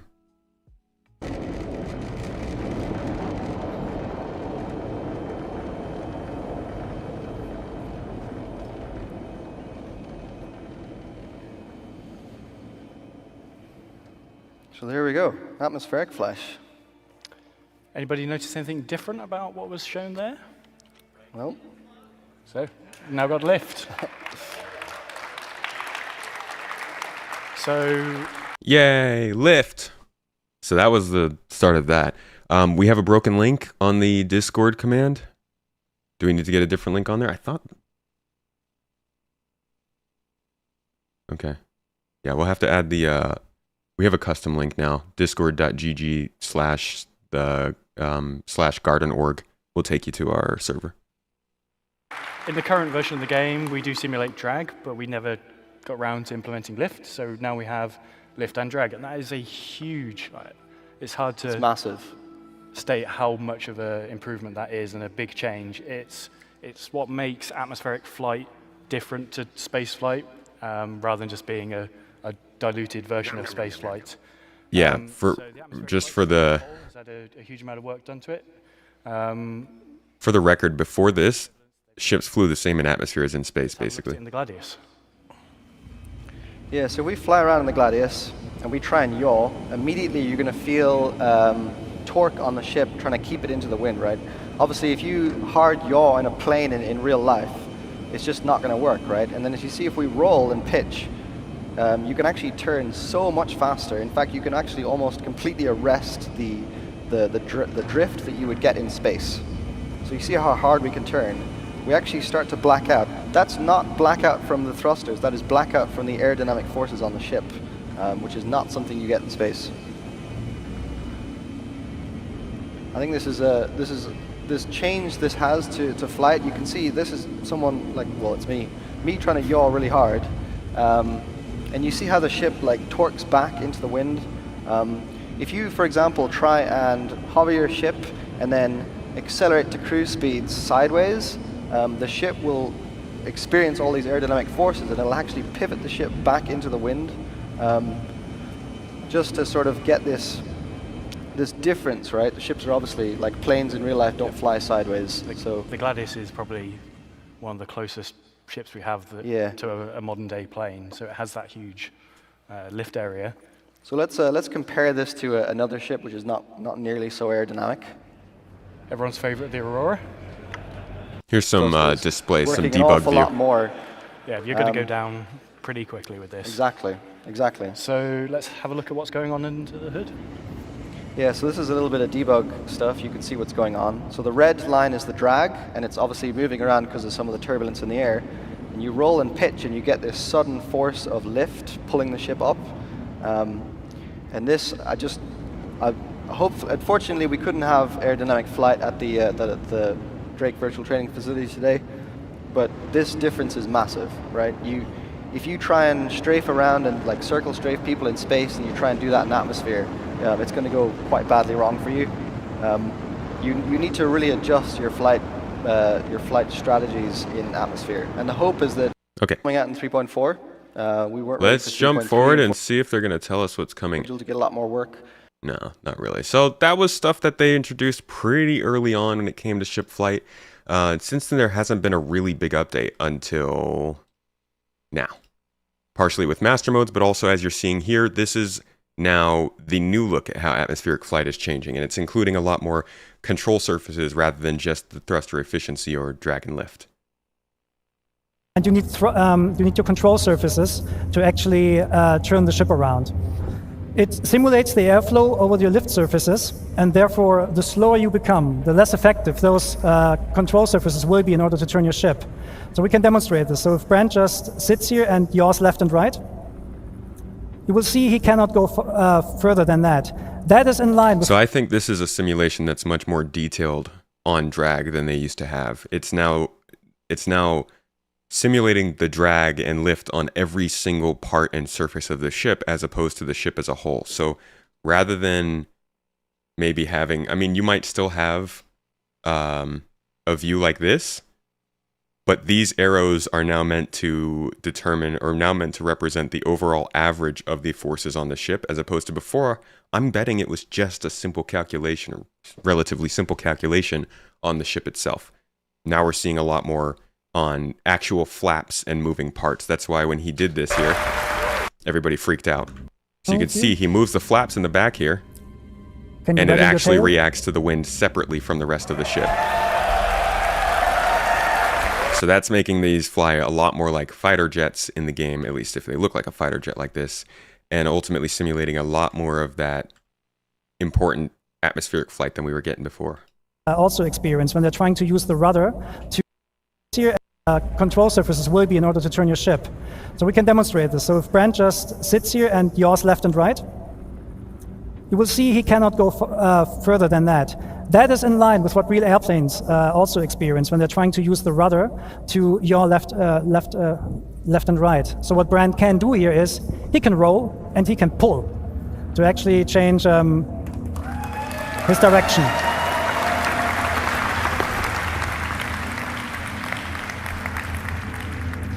Okay, so just for this demo, we added a button. The button is called thruster disconnect, because at the moment in the PU, when you go through a planet, you're using the thrusters to rotate. We're not doing that anymore.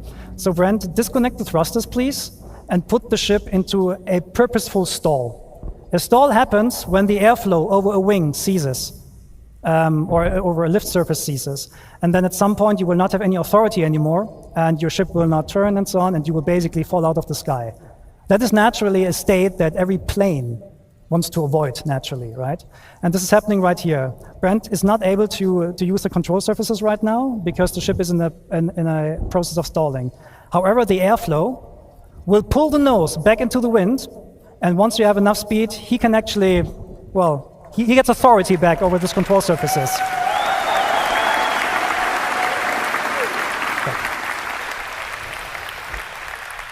That means for you as players, what you can actually do, you can do aerobraking, you can do pure gliding if you want to.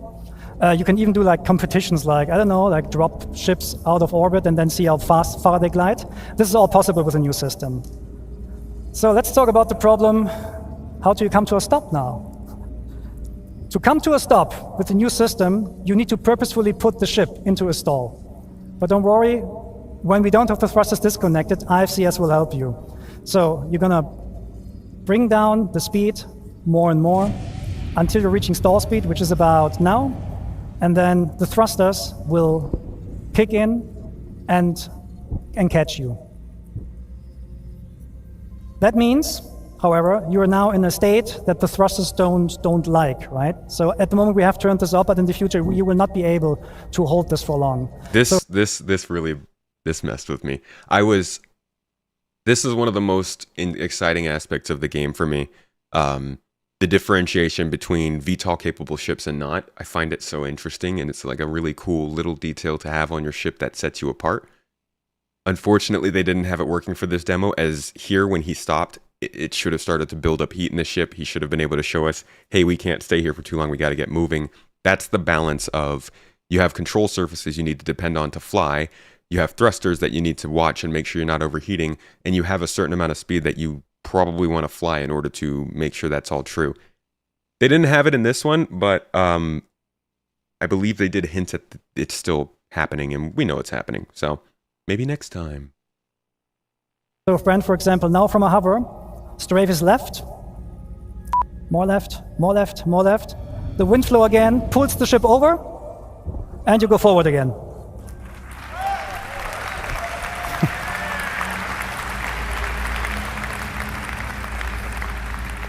Okay, so now Brent, now show us how to come to a hover, and do we have some water here? Oh yeah, there's our point, okay.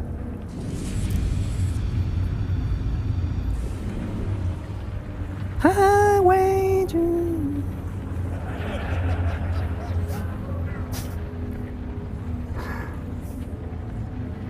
Okay, so there's our landing point.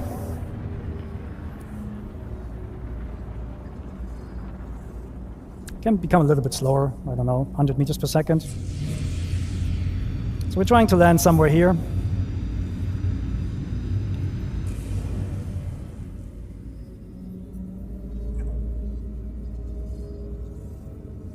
Whoa, look at this!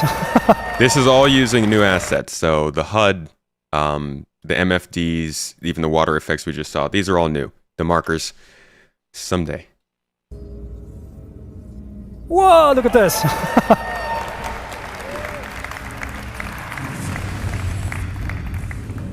Yeah, that water is great, like, awesome. Okay, so now we're coming to a, so now Brent will try to land with a broken throttle.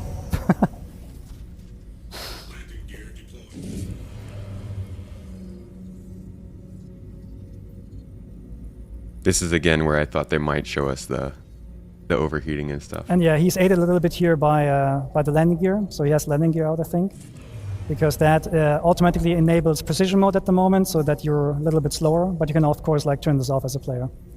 And then you come smoothly down to a landing. The best way to land your ship is in decoupled, because you can just like very smoothly land it on the surface. Also, it would have been really cool to show off some work on a landing. This whole segment here where they're landing felt like there was supposed to be a couple other things that showed up, and we didn't see them. Using the new interactions. Engines off first. Then we're in the relaxed pose again, as Ines showed before. Power off. There's that switch I was talking about.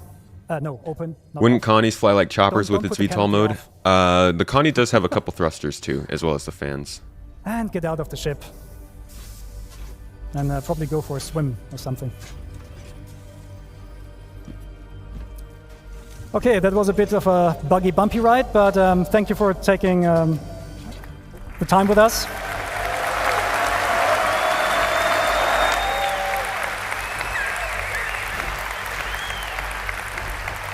So that's, and we'll see you in the verse. Thank you. It's a very I got one more video I could show you. Star Citizen.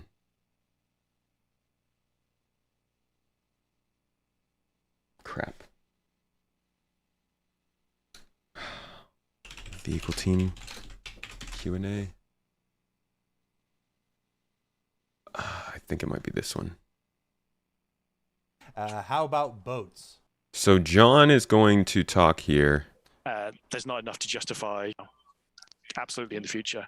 You ready to hit some ship status update questions? No dates. Things like, okay, here we go. So this is another talk. This isn't as recent as the video we just watched, but this lays it down in a very succinct explanation how this is all going to work. So let me find the right spot in the video.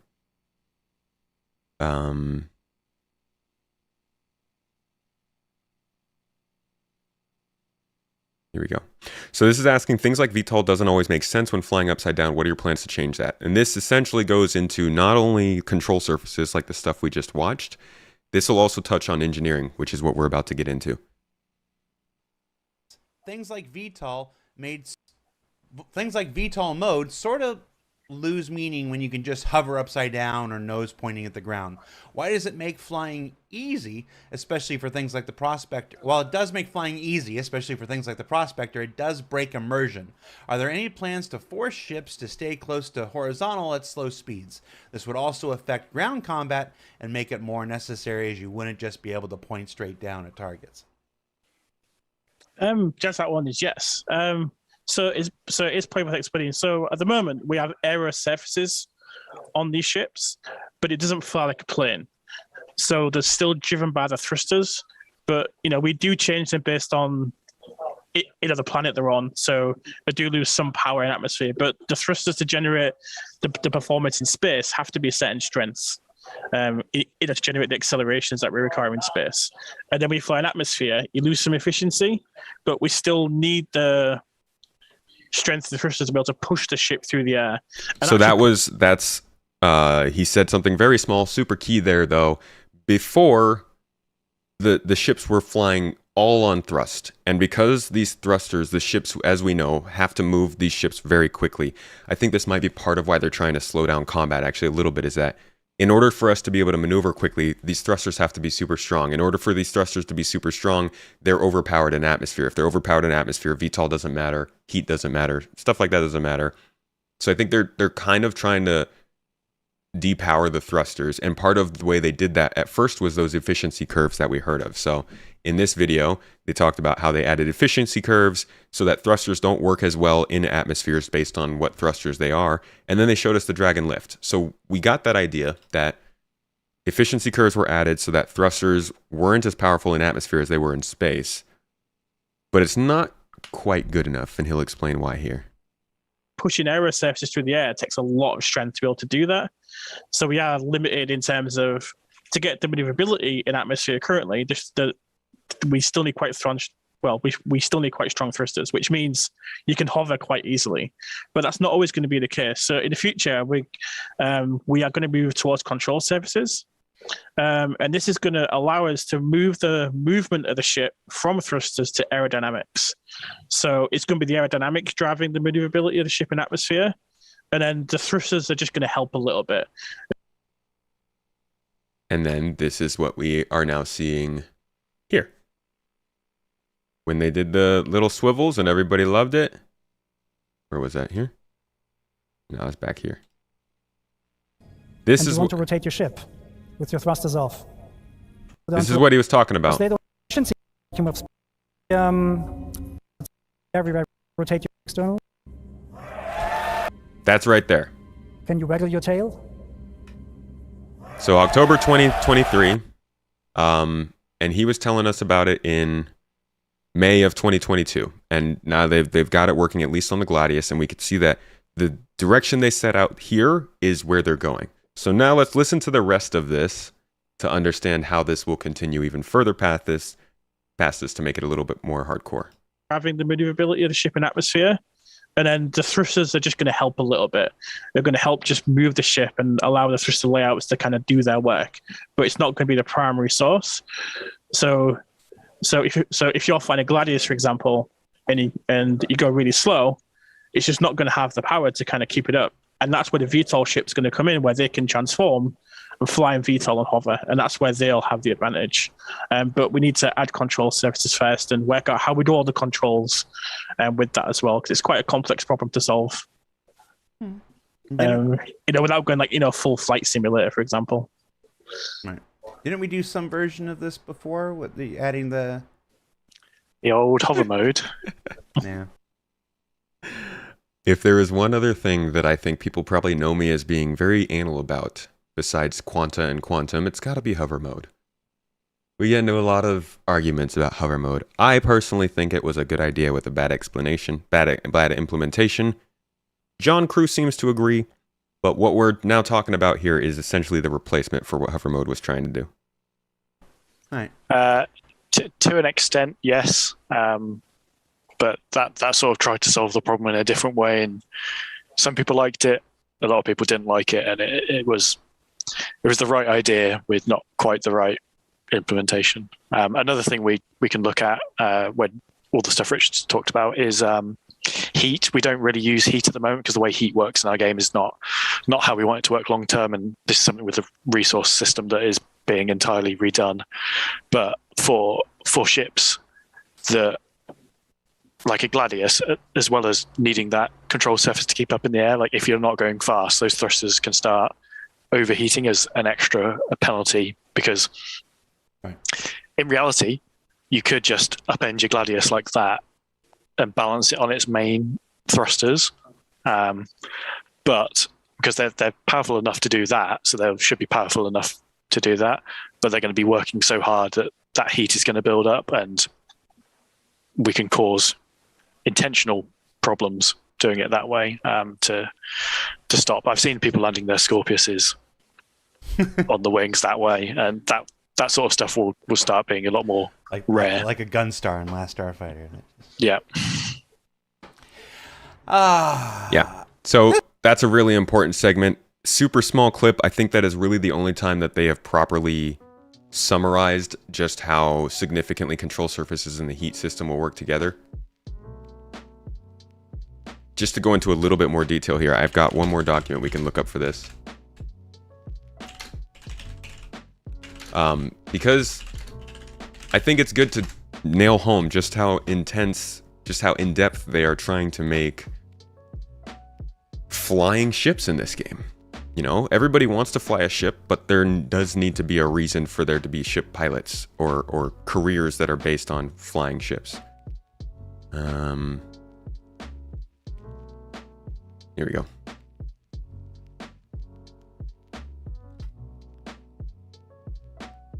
Okay, that page didn't load well. Yeah, like the Sealand lands like that.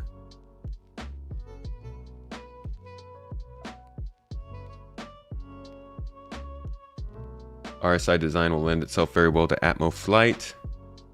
Zeus may be the biggest ship you want to take from station to outpost. You know who's really does well for Atmo flight is Argo.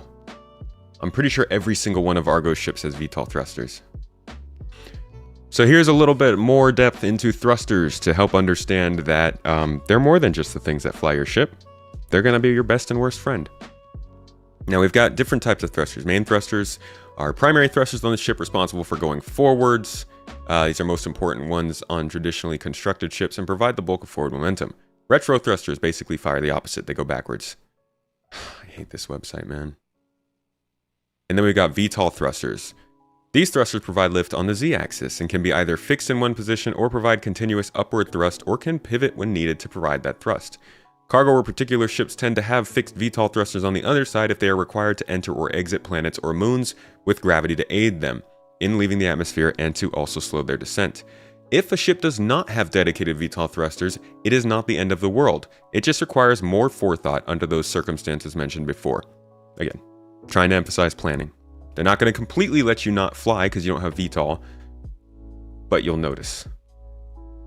Now, besides main thrusters, there are also maneuvering thrusters. These can be fixed maneuvering thrusters, which provide instant thrust output, as they do not need to align to the desired vector first. This gives a quicker response, leading to more agility. The downside is you need to have more of them, a minimum of 12 of these on a ship to provide the ability to move in any direction with 6 degrees of freedom. Then you also have gimbaled maneuvering thrusters. These provide thrust on one or more axes as they pivot or rotate to align themselves to the desired vector before providing thrust. This allows less thrusters to be used, but at the cost of a slower response time and a small amount of power required to move them into position, making them vulnerable to power management problems. That's important. It's actually a little tiny important thing. But the idea is that maneuvering thrusters are meant for instant thrust output and a fast rate in a small burst, whereas main thrusters are meant to hold you up in atmosphere, drive you forward, make sure that you can get where you need to go. And this is another thing that kind of falls into atmospheric flight and building up ship flight and ship maintenance as being a little bit more hardcore than the game lets on right now. And that transitions us perfectly into engineering gameplay, which is another part of this game that you're going to have to pay attention to for atmospheric flight. As they said, the heat will build up in your ship's thrusters. If you don't have VTOL thrusters and you have to hover, then, you know, at some point, your ship is going to struggle while you're hovering, and you're going to have to either start making moves to get more aerodynamics and control surfaces to help you, or your ship's going to start to take some damage, take a little bit of wear and tear. And that's the whole point of the heat system kicking in. The speed, more and more, until you're reaching stall speed, which is about now, and then the thrusters will kick in, and... So this is where, if you didn't have VTOL, your maneuvering thrusters would fire permanently facing downward, which obviously is not what they're made for, so they would start to receive more heat over time, depending on your cooler, how many thrusters you have, how much your ship weighs, the thickness of the atmosphere. All of those things will determine a different rate of how much damage your thrusters might be taking from that hovering. But the whole point is that you're basically just remembering that you don't have a VTOL ship and you might have to do something extra for it.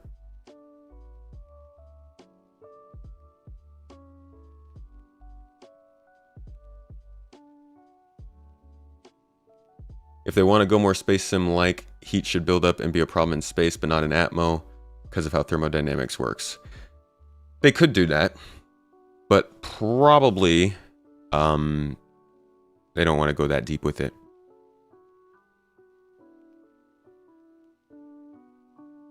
Sounds like a rough problem to have, 612. I don't think just being in Atmo would mean the aerodynamics don't work, though. Again, it would probably depend on the type of Atmo, the type of ship, the thrusters, how long you're there for. They could go so many levels of deep into this. I think where they're aiming for is good. But we already hear a lot of people saying that it's too much what they're aiming for. Alright, let's talk about engineering now.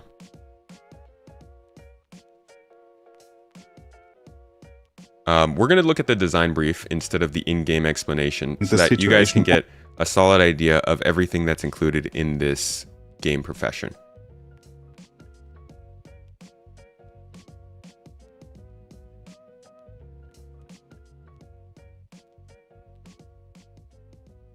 Battletech taught you anything? It's that looking at a vehicle hard enough will raise the heat.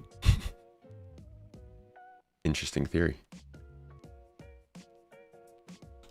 Engineering, folks. That's really loud, I'm sorry. Apparently they did this video louder.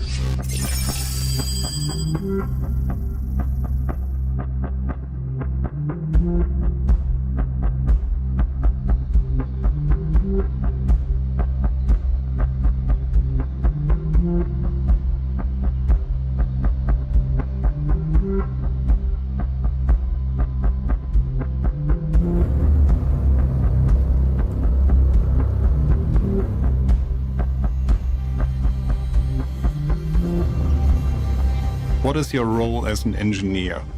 You, as the engineer, are responsible for the resource management of your ship, the priorities of the items, and you are also responsible for countering any dangers that you might encounter throughout your flight.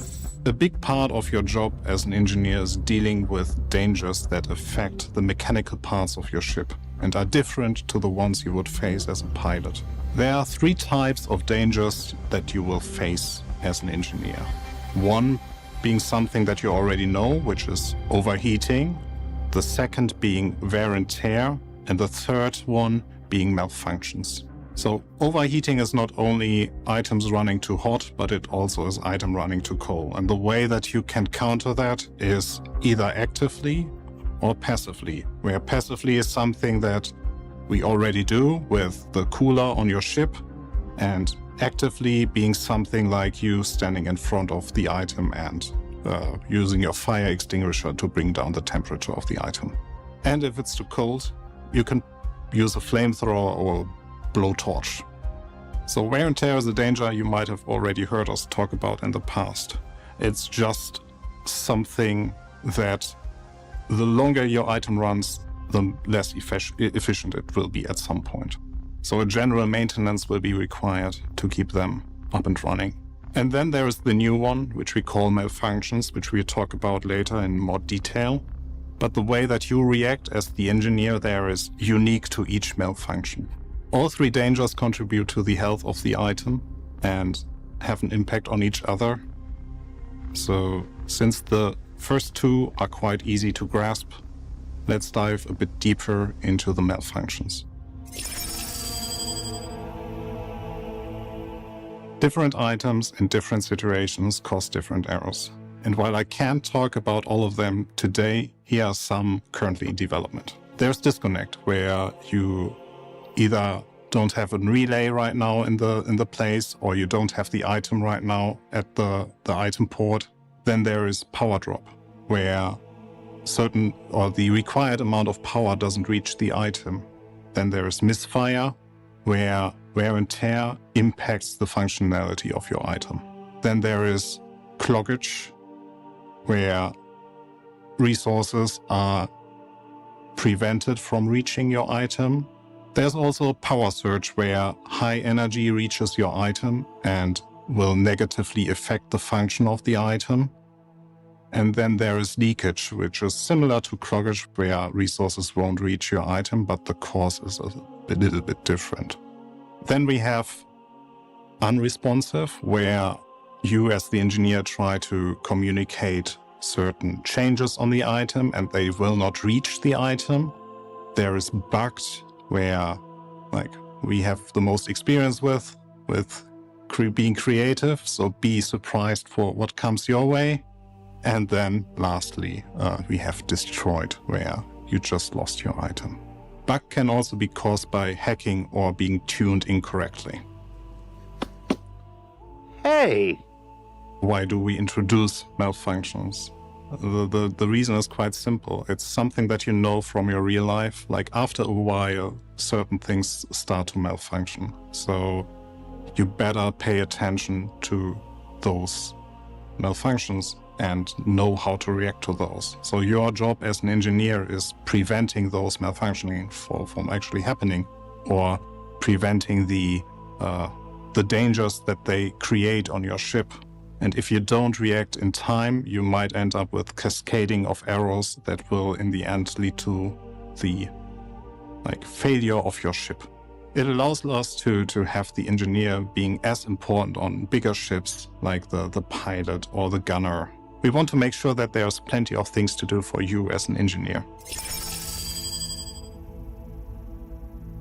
Your job as the engineer is also understanding the items. And that means you have to understand the different states an item can be in. States are basically stages for the items inside your ship, where each item has its individual stages or states it can be in.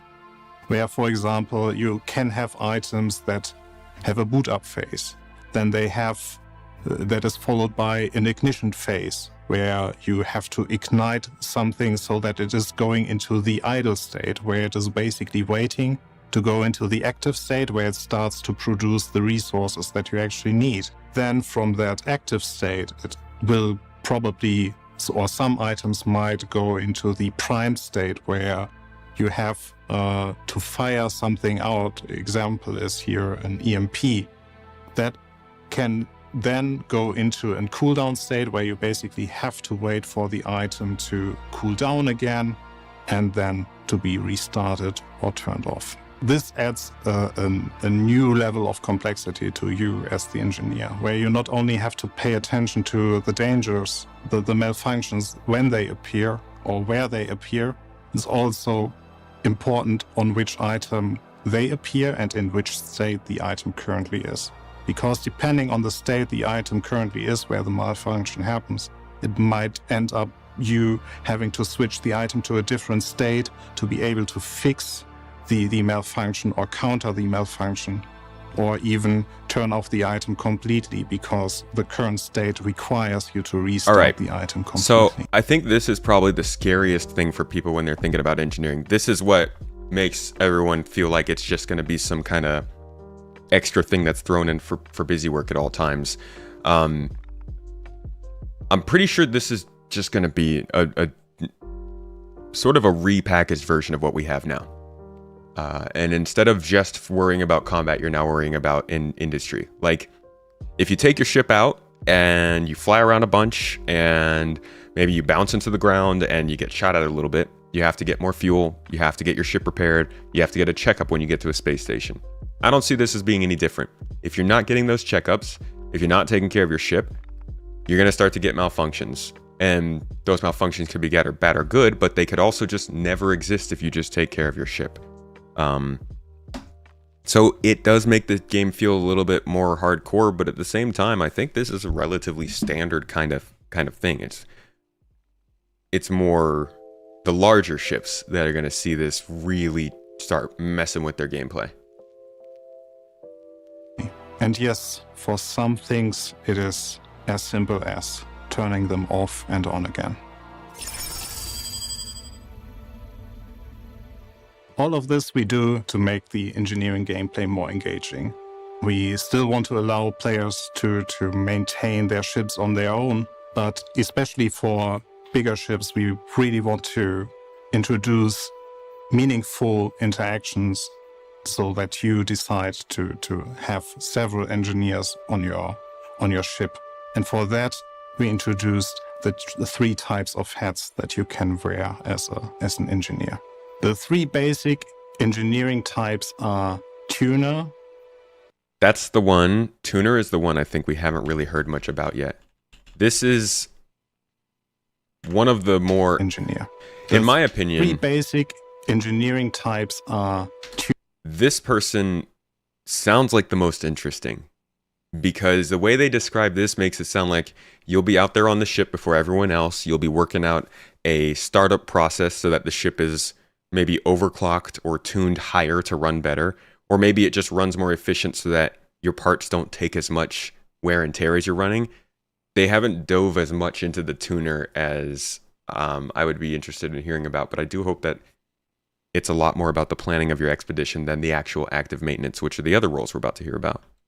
Tuner, mechanic, and manager. So the tuner is the person that is responsible for your strategic decisions. The tuner is responsible for setting up the items in advance depending on what you want to achieve with your ship. So if you want to go exploring, you ask the tuner to bring the items into a state that they are less prone to wear and tear, that they sustain longer, that they can or are more energy efficient or resource efficient. The tuner defines item groups, base resource consumptions, responsibilities or roles on your ship, as well as setting new min and max performances for all the ship items you have. So overall, the tuner is a very proactive role where we want to reward players who plan their crew activities in advance. We did plan the tuner to be more relevant in advance of your adventures, but I'm sure players will figure out ways to make use of the tuner in various scenarios. The next hat you wear as an engineer is the mechanic. The mechanic plays into your fantasy of what you imagine when you think about sci-fi and the role as an engineer. It's like, in Star Trek terms, the person running around or crawling through Jeffries tubes to fix any item. Or in Star Wars terms, Chewbacca handing you the Hydro Spanner to fix up the Millennium Falcon. You are responsible for fixing fuses, figuring out what the details of the malfunctions are. You are analyzing the situation on site. So you're going through all the rooms, finding the item that you were just called out on that needs maintenance, needs repair. Depending on the item or the situation, you as the mechanic have to react individually to it, which can be a minigame-like character where you have to fix something that is unique to the malfunction that you are facing. The manager uses the engineering screen to analyze your state of the ship, and they dispatch mechanics or the tuner where need arises, and can even assist with fixing certain malfunctions. They manage the resource consumption via the presets the tuner prepared or manually controlling the resource distribution, and they work together with the bridge crew to ensure a successful operation of your ship.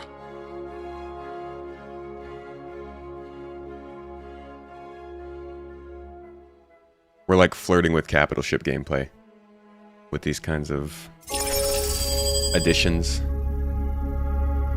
I'm really happy that I'm actually sitting here and explaining you all the things that I just described to you, because the entire process that we had to went through was daunting, to say the least, because we are touching so many bases with so many teams. So it's a lot of meetings, a lot of discussions, a lot of different opinions of what the engineer should be. And now we have it written down, we have it nailed down, we know what we want, we have defined goals, what the gameplay actually should be about, and everyone agrees. So that allows us now to move forward fast and deliver the feature that we all have been waiting for. You, me, everyone, like Jared. It's something that we are really looking forward to, how it will play out, how you as a player will interact with the entire system, what you like, where you will bring your ships that you own and what you can make out of them, how different they will actually feel to what they are right now in terms of stock versus you have the perfectly tuned ship for your demands. And this might come sooner than you think. This is the good news about it, because it all ties in with all the resource network work on resource management work that we have been doing so far. We are really excited to work on it right now. So it is in active development, and I don't want to do any promises when you will see it, but we are doing our very best that you will be able to try it out sooner than later. No dates. But sooner than I think is never a good... Don't ever tell us something's going to happen sooner than we might think. We want everything now. So, what did we learn here this week? Well, we learned that the hopes and dreams of multi-crew players everywhere are taking their next major step forward right now as resource management evolves into engineer gameplay. That the design spoken about here today is currently in active development and will continue throughout the remainder of this year. And that we would normally have to wait months and months to share a story until we had the visuals for it. But I work with some talented, if kind of strange people who stepped up to make this week's episode possible now. And don't worry, you know we're going to be back to show you how engineer gameplay is actually progressing later this year. That's what we're going to do now. So we'll take a little bit of a look at how it's actually working. Just, you know, just a refresher. He says coming sooner than we think. What time is, what do you think it's coming tomorrow? Yeah. What if it's coming tomorrow? Come on, Torsten. I think a crew finder matchmaker for a single ship in Mobiglass would be great. I think having a full-on mission assigned, like the ability for players to put out casual missions on the Mobiglass that other players get, is going to have to be a necessary for this kind of stuff.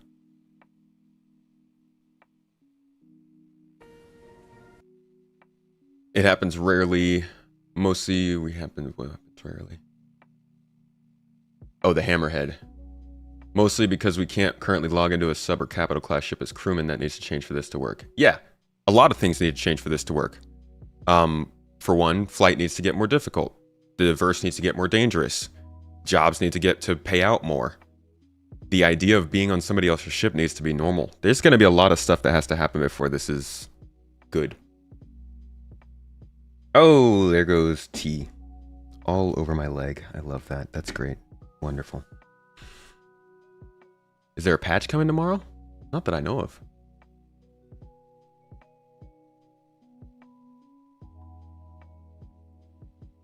How would they distinguish the different levels of engineers, or is everyone going to be an engineer that has access to everything? You will be able to define who has roles to what. So your engineer could also be your turret pilot. Just depends on what it is they're doing on the ship. EPTU patch tomorrow. For what? Alright, here is a demonstration of how this will work. Honestly, this is not the best demonstration. I think this may be... This whole demonstration is a little bit hectic, I'm not gonna lie. But... Let's see if we can, if it makes sense if we just look at it.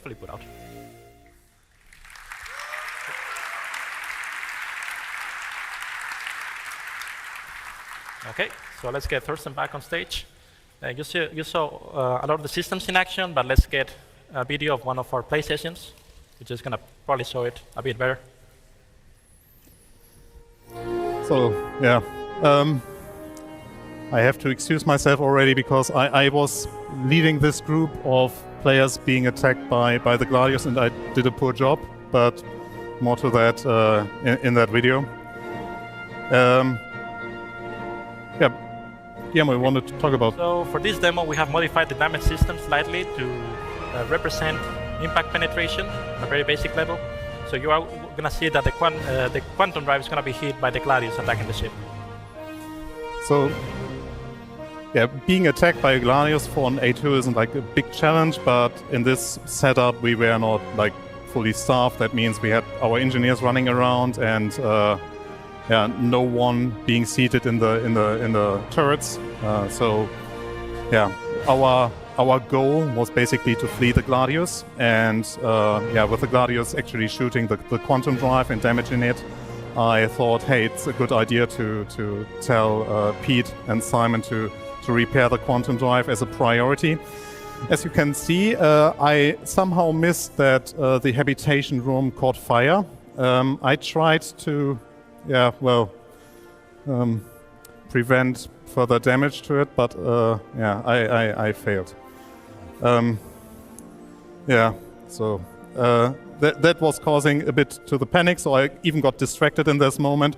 So we managed to have the quantum drive survive, but here I notice, oh, actually the power plant also starts to take damage, and at this moment I'm also telling Pete and Simon to switch their attention to the power plant, because if we lose the power plant, it's also like almost impossible to flee.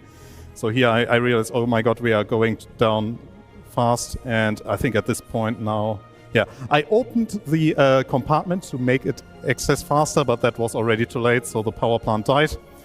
And yeah, so the backup is to activate the batteries, which I did here. So Simon and Pete still tried their very best to fix it, but yeah, didn't manage to.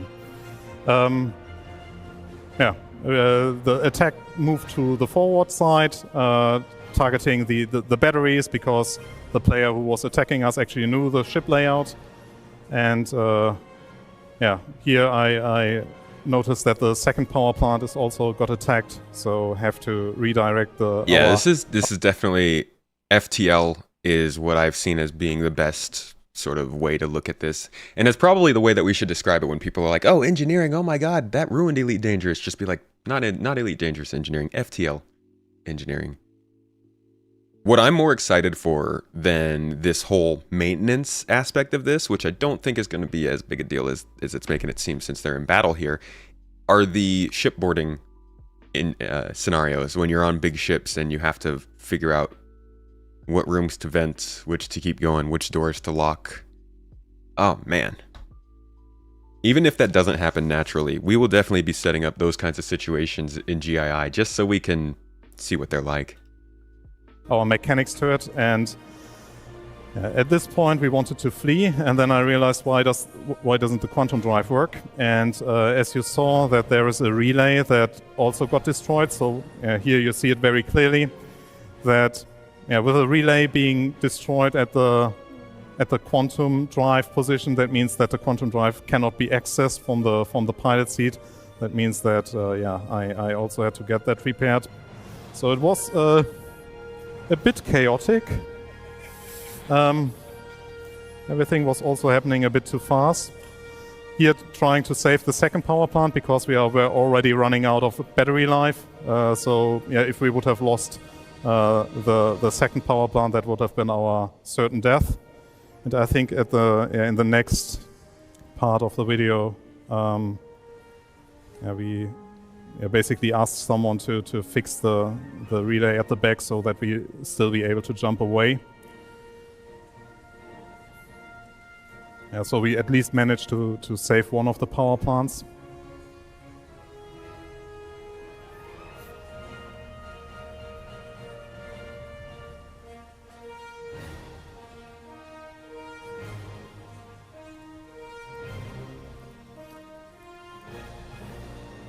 yeah, that's now. I think it was Pete running there and fixing the fuse. And the next step was the pilot trying to push the quantum drive, but it was too late. We died. And I like how they're just like, engineering is hard. we couldn't do it. Yeah, thanks.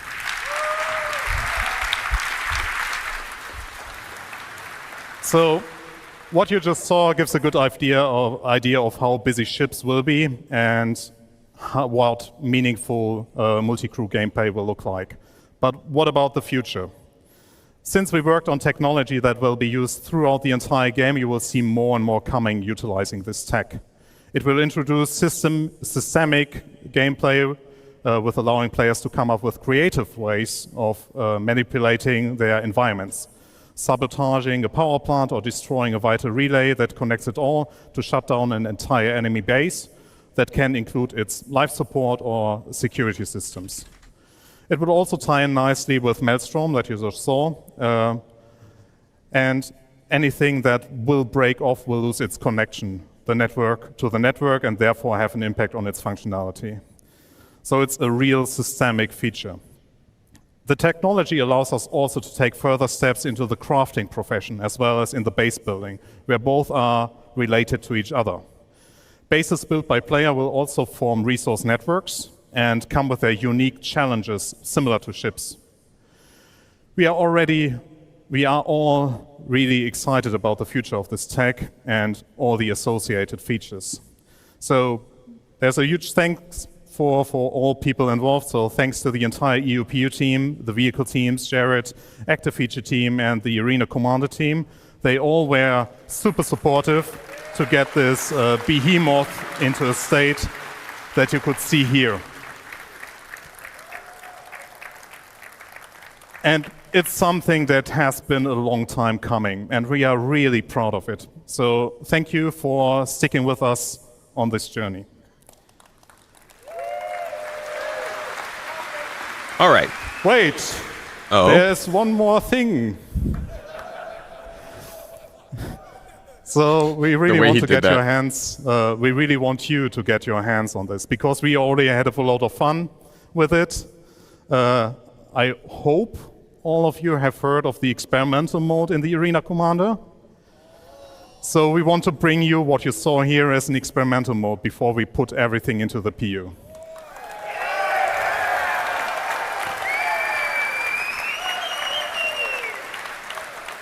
I really hope that's a first quarter this year thing. And if it doesn't come in 323, the first quarter this year, that means that it's definitely the feature itself won't be coming this summer, which means they probably ran into some trouble. Because there's no way he would say, it might be coming sooner than you think, and then it takes longer than a year. That's not a great look. So it might have been slowed down, but we'll have to see what's happening with it in the experimental. In the meantime, let's jump to another fun subject. This, my friends, this is like, I wouldn't call this a hardcore feature. This is more of like a simulative feature. It's very in-depth and it adds into all of the things we've been looking at. But the feature itself, I don't think, will scare people away. So, the new damage system. You guys have seen Maelstrom. That's what we know of now. It was revealed in name, I think, last summer, maybe? Or was it 2 summers ago? One or the other. But ever since 2015, they've been putting out a lot of information about this and their plans for this. So again, look back in the history and you'll see this.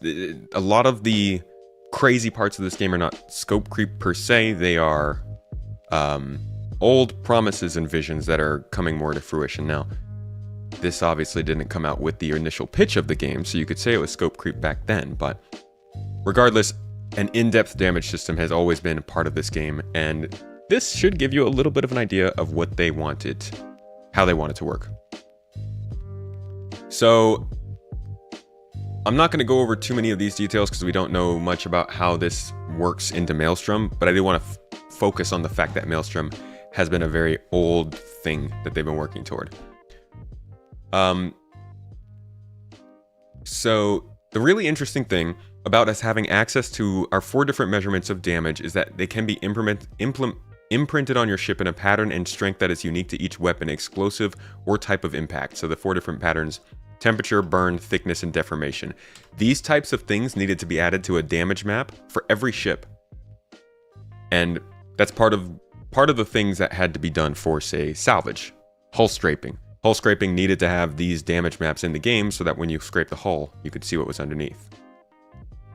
They've trialed this tech with the Gladius at this point, and you'll see for yourselves in 1.1 that the results are great. What you might not see is that the Gladius uses 4 times less memory than the other ships, and this equates to better performance for the backers.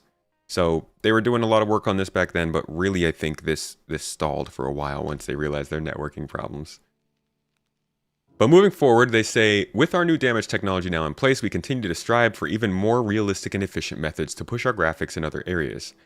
We'll be adding more effects under the skin of the ships as gaping holes are revealed, adding touches like sparks on damaged equipment under the skin.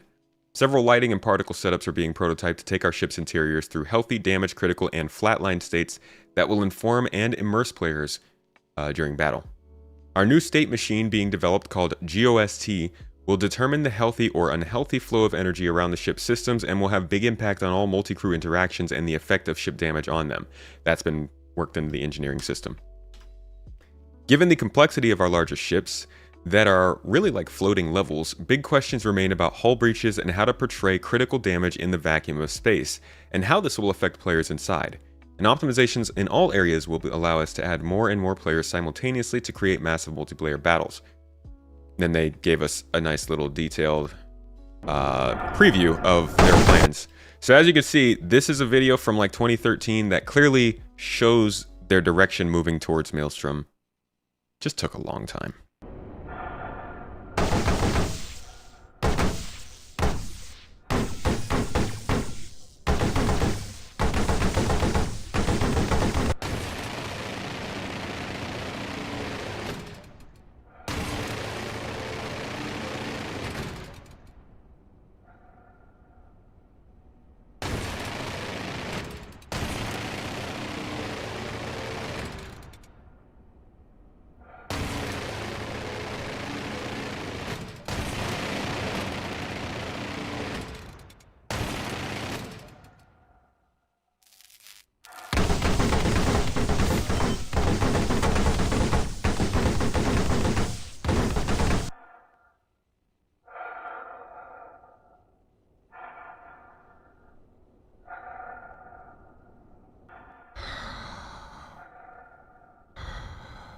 Everybody with me.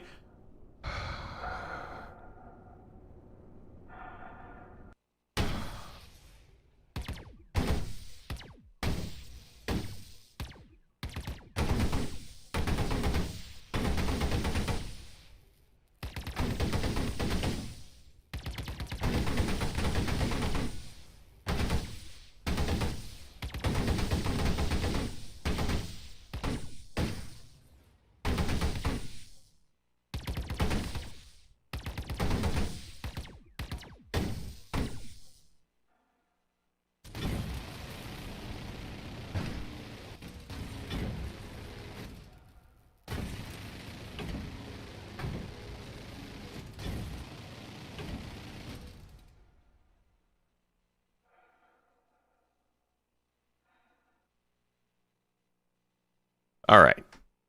So there's some damage, you know, good fun. Yay, damage. And you got to see that parts were popping off and things were happening. Again, this is 2015. So this is 9 years ago at this point.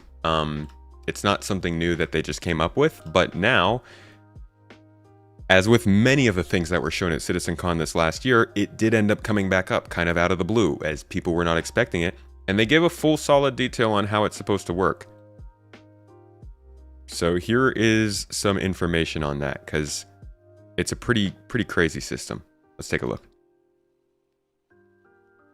I'd like to introduce Maelstrom, our physically based destruction system. And I would like to do that with a video that I believe speaks for itself.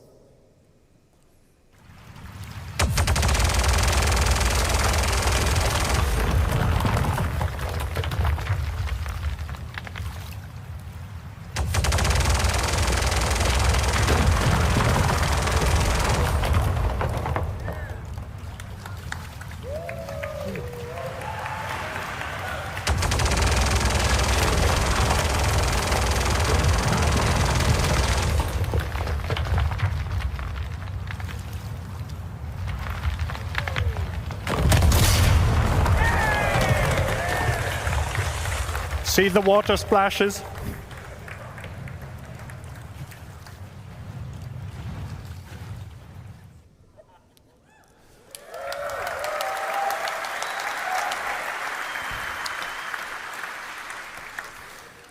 We want players' intuitive prediction of the effect a weapon or a collision has to actually happen in the engine or in the game.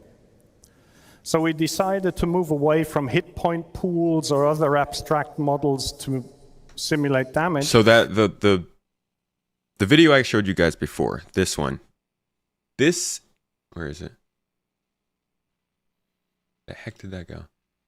Toes. This is not Maelstrom in the sense that they were calling it Maelstrom, but it was Maelstrom in the sense that they wanted a systemic, destructive way for ships and other objects to break apart.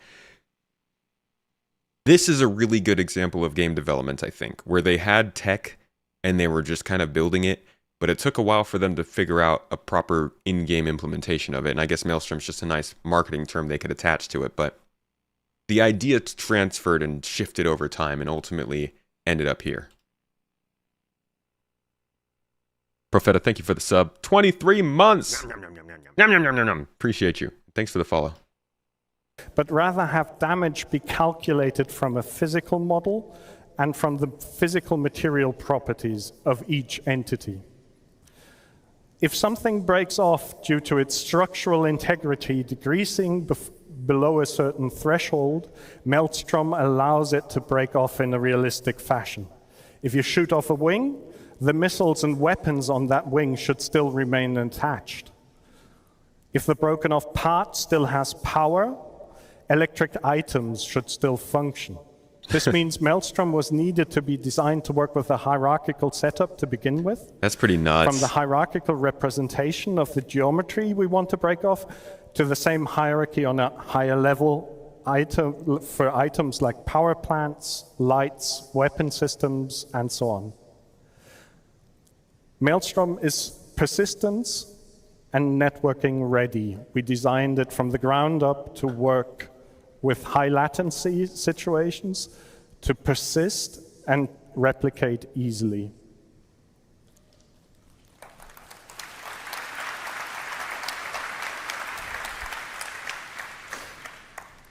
To achieve all this, we gave each physical geometry instance an identifier to be able to uniquely identify it within the universe. So your Gladius wing is your Gladius wing. We added physical material and damage properties that can now be replicated across the network. One of them, and that's the most important one, we call integrity. And this determines how much structural or internal integrity a physical geometry has.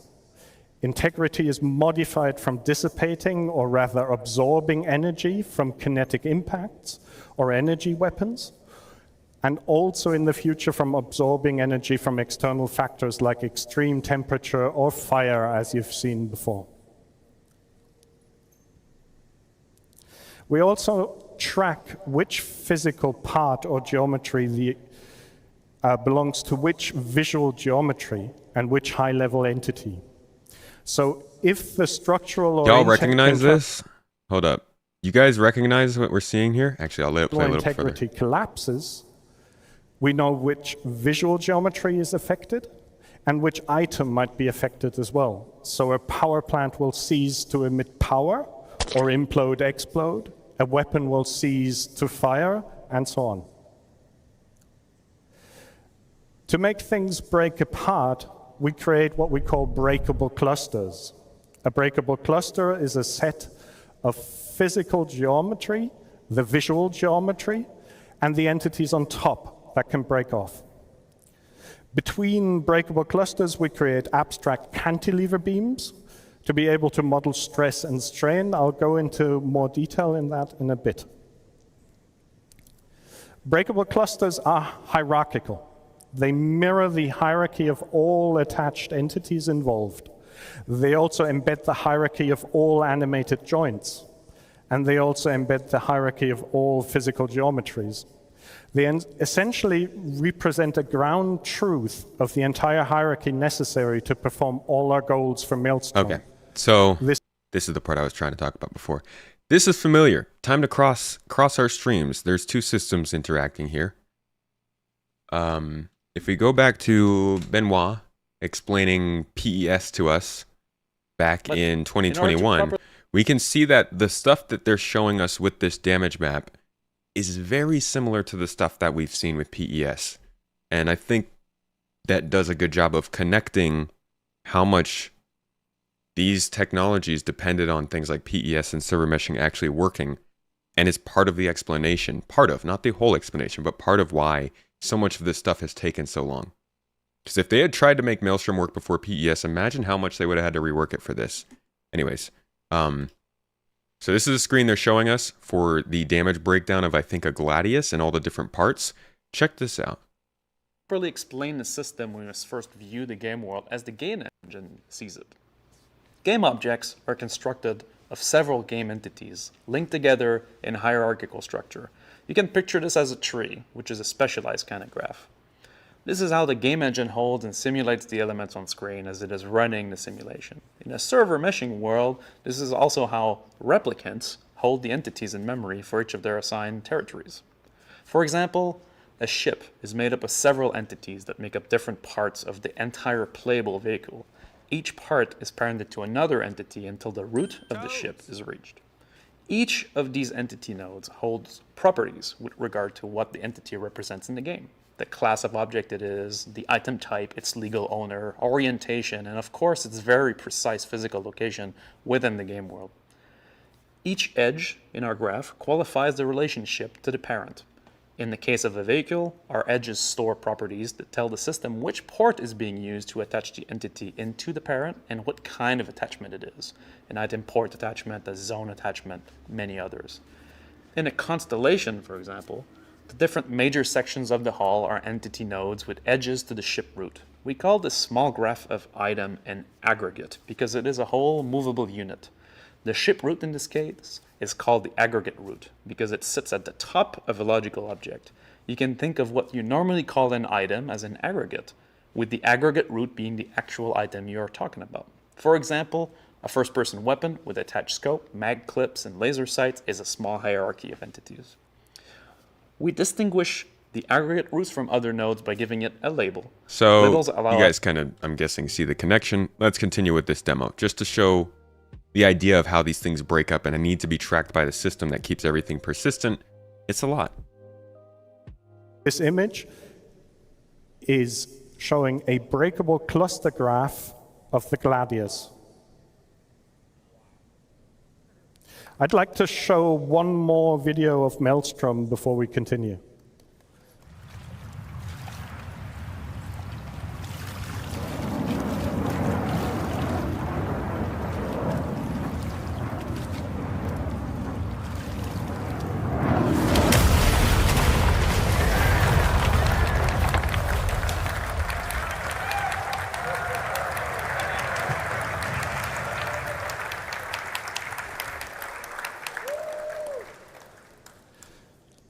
We needed to find a good way to easily and efficiently determine when a breakable cluster breaks.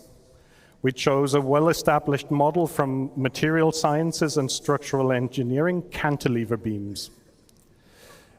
In essence, a cantilever is a structural member that has a fixed support and a free end. Forces experienced on the free end can be used to calculate the amount of stress the fixed support is enduring. The basic ideas behind that are best explained from a very simple example. If a ship were to collide with the horizontal part of the crane in the image, far from the vertical part, the fixed support would endure a higher stress as if the ship were to collide closer to the vertical part. But not only does the point of impact determine how much stress the cantilever beam experiences, also how large the surface area is connecting the cantilever and the fixed support has a large influence on when a cantilever beam will break. In our case, this actually means we analyze the cross-section of the intersection of the set of geometry from two breakable clusters to calculate the surface area. A wing attached to the body has a rather large connecting surface area compared to the surface area calculated for the stabilizers connected to the body. We then project forces from impacts and explosions onto these cantilever beams and calculate the stress the beams experience. Over time, this stress turns into strain, and if we reach a certain threshold, the beam snaps. The result, simple, efficient, and deterministic breakability. But this is not just about ships and buildings that you saw in the videos before. We want Maelstrom to be a systemic system that we can use on all types of entities. So here's some video of some test footage of AI shooting each other behind breakable cover and Maelstrom barrels.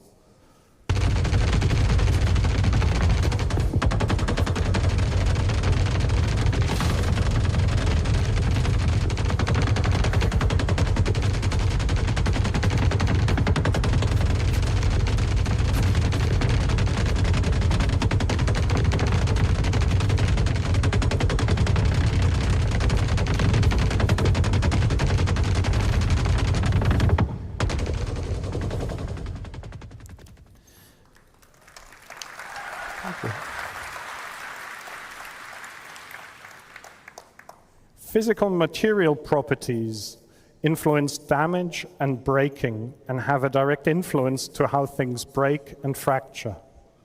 To achieve this, we added various properties: density, yield strength, resilience, thickness, toughness, Young's modulus.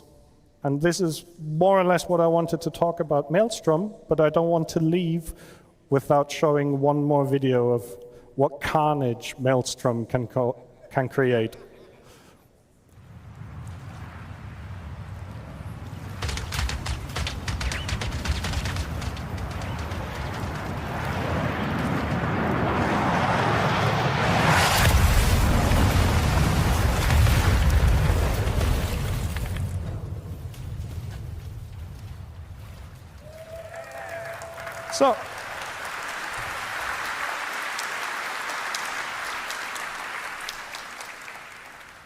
So thank you very much. And with that, I'd like to hand over to Benoit. Maelstrom. Wait, what is this? Oh, this is audio. Is this considered a hardcore feature? The audio changes? It's actually really interesting. I love it. But you can see how this might also develop into something. I don't think this is going to turn people off the game or anything. It's not like you're going to get shot through a wall and be like, oh, this game sucks. It's Battlefield. It's Battlefield Bad Company 2 in a space sim. And we don't really know how this is going to affect bases being destroyed, outposts being destroyed. How long will they take to repair? Who repairs them? How does that happen? There's a lot of questions surrounding that still. And I think Maelstrom as a system won't be in the game this year. So I don't think they're super crucial questions for us to answer now. Probably something we'll hear more answers about over the course of the year as we lead up to that release. Now, you might consider this a hardcore feature, might not. Either way, this is one of those things that I think will also help to develop a more in-depth experience for people looking for it, specifically those on the FPS and ship combat sides. Sun and light. So the next thing that's left to build a ludicrous space game is audio. And so I'll leave you with Graham, who's going to show you some of the new audio enhancements we bring to Star Engine to make it even more realistic than it is now. Hi CitizenCon, Graham here. Good to see you. Recently in the audio team, we've been looking at how we can create a greater psychological connection and emotional impact within our games through the use of improved audio technology. Audio can play a crucial role in the immersion of the player. And with that in mind, the audio code and technical sound design teams have been looking at all of our tech from the ground up. For example, when you're under threat, you should feel a real sense of danger. When you're armed, you should feel the dangerous power that you hold within your hands. Earlier this year, we showed you our resonance tech, which allows us to bring the action much closer to the player even when they're deep in the bowels of a ship and far away from where all the hits and the explosions are happening. But that's just one part of a much larger push to create a better, more immersive audio experience. With that in mind, let's take a look at some of the tech we've been working on. First, let's listen to some of our weapon sounds in action.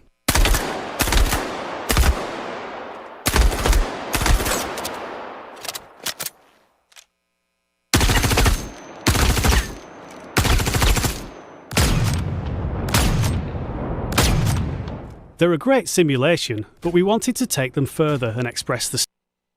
Keep in mind, you'll see it. It's not just no sound. There's sound still resonating off your hull and stuff, but you'll see. Sound pressure, the forces being exerted.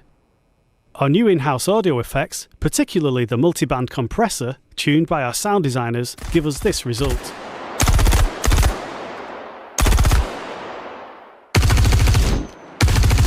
The compression serves to illustrate the power of the weapons and the effect that they have when going beyond the limits of the listener.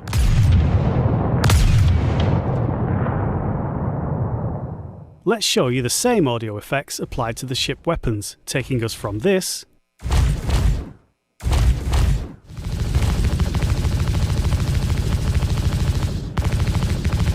to this.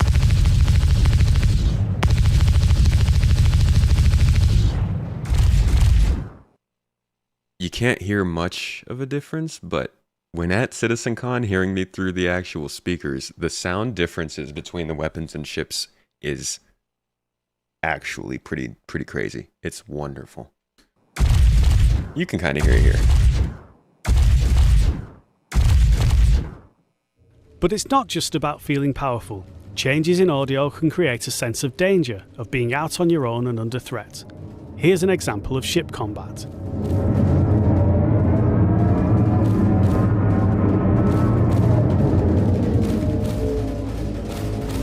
Sounds good, but what if we wanted a little more realism?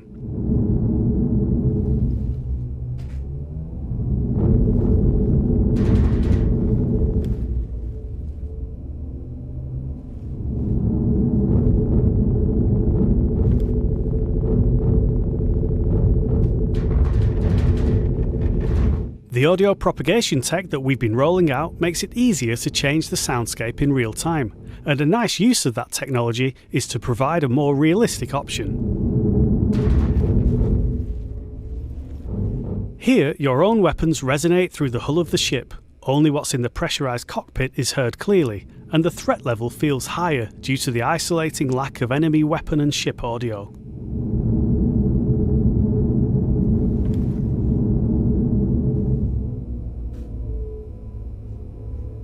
Making these changes creates space in the audio, both spectrally and temporally, making impacts seem bigger, more damaging, more of a problem for the player.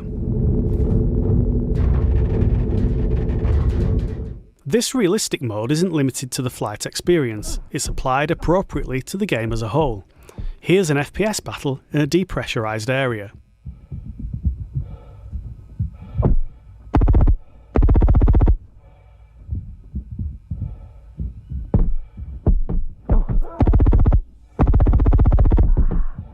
With realistic mode, we get that sense of isolation again, giving the location a different colour and adding variety to the audio experience.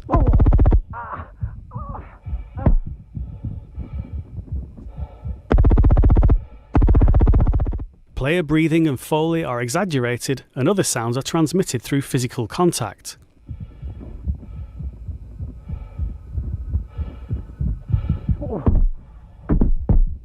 Sound like farts.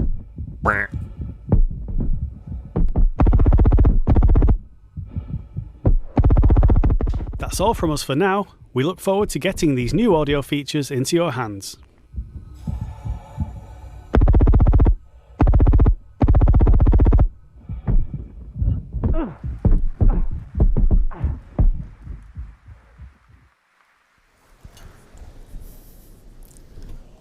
All right. Hello, everyone. So that's persistent entities. That's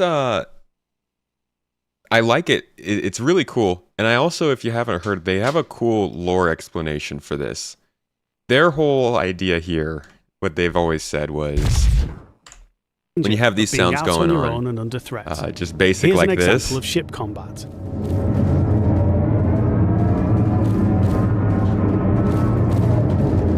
So the idea here is that, again, this is a lore explanation. It's not farts.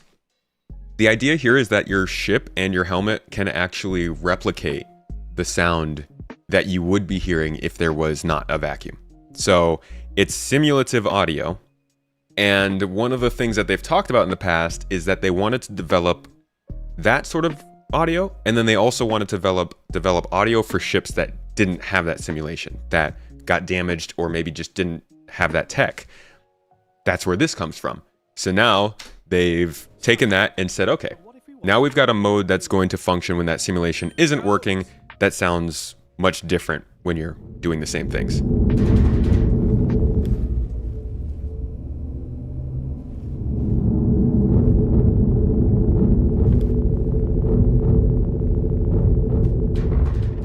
This was a pretty cool idea.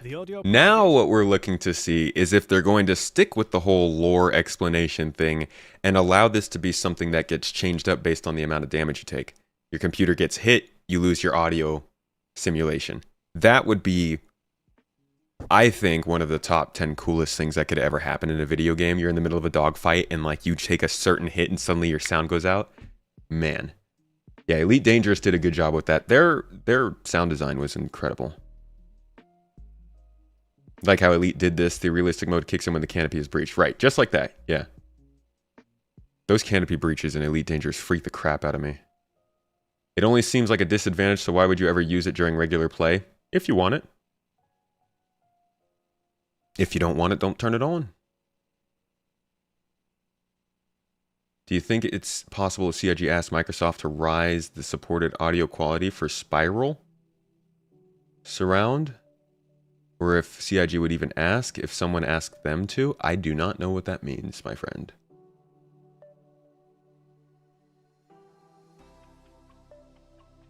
Like for Microsoft to do better at audio in their computers? I bet everyone's asking them. Audio sucks in Windows. Also give people a reason to remove their helmets when it's not necessary. Yeah. After the squeeze sound of the balloon deflating when your suit is punctured.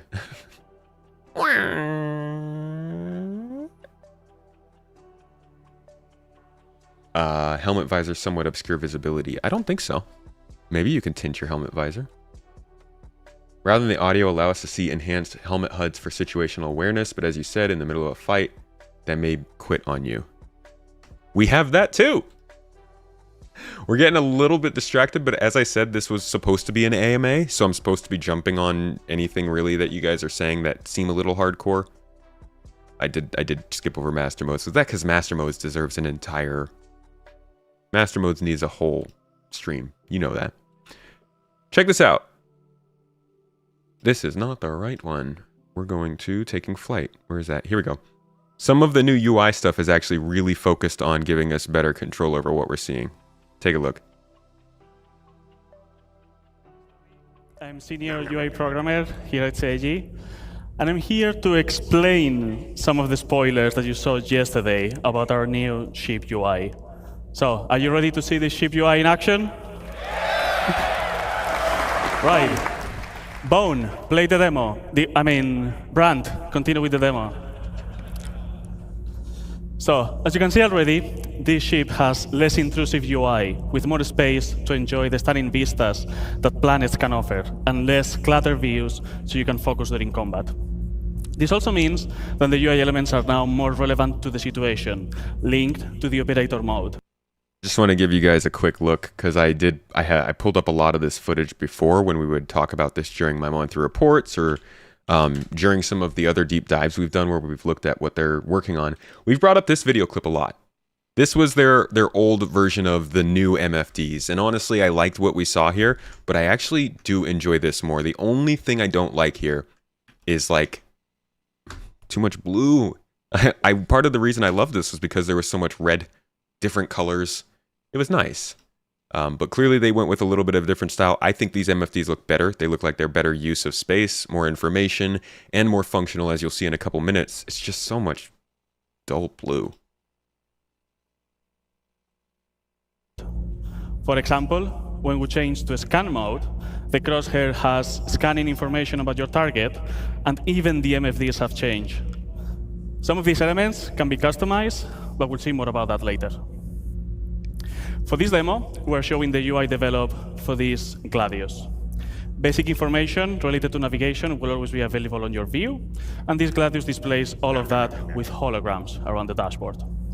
But other ships may have different layouts and styles, on brand with the manufacturer.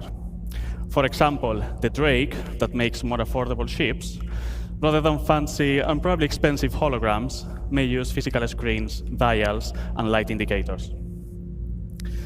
This dashboard shows your current speed, the remaining afterburn, and some decoys available. On both far sides, we have status indicators that will show things like if your landing gear is on or any other flight systems. Worth mentioning that we have prototyped these for the demo, so right now they're holograms, but on the final design, these are going to be physical screens. On the far left, on the top of the dashboard, we have the indicator of which master mode and operator mode are you on. So let's change that to combat and talk about these new MFDs. So we have reworked all of these MFDs from scratch with brand new views using our UI technology building blocks. Look, it's green. They put green on there. We're saved. So these MFDs using the classic mouse interaction, holding F and then moving the mouse. On the left here, we can see the scanning view, which is going to show information that you obtain when you scan a target. It may show information about the ship name, the pilot name, or even the current operator mode of your target, so you know if they're just chilling around or they are ready to fight you. Cycling to the left one, we have the target status, which will focus on emissions, damage, and orientation of your target. We'll see that in action later. The next one, continuing to the left, will be the self status, which is contextual. So during navigation, that will show your current fuel, but during combat, like right now, will show information about your guns. You can click on the gun, and you can see basic information about that. You will see the name, and you can also see in which group they are assigned, which Yogi will explain later. On the MFD on the right side, we have the power management, where we can distribute the power of different systems of the ship. You can click on the triangle and move it around to change the distribution, and you can turn down the total power of the ship that will generate. I kind of find this triangle to be a little weird, because it has flat sides. So I don't know if he ever puts it all the way down there, but I'm wondering if that triangle on the bottom side of the corner versus the top side of the corner makes a difference, or if you just have to reach that corner. You know what I mean? Right.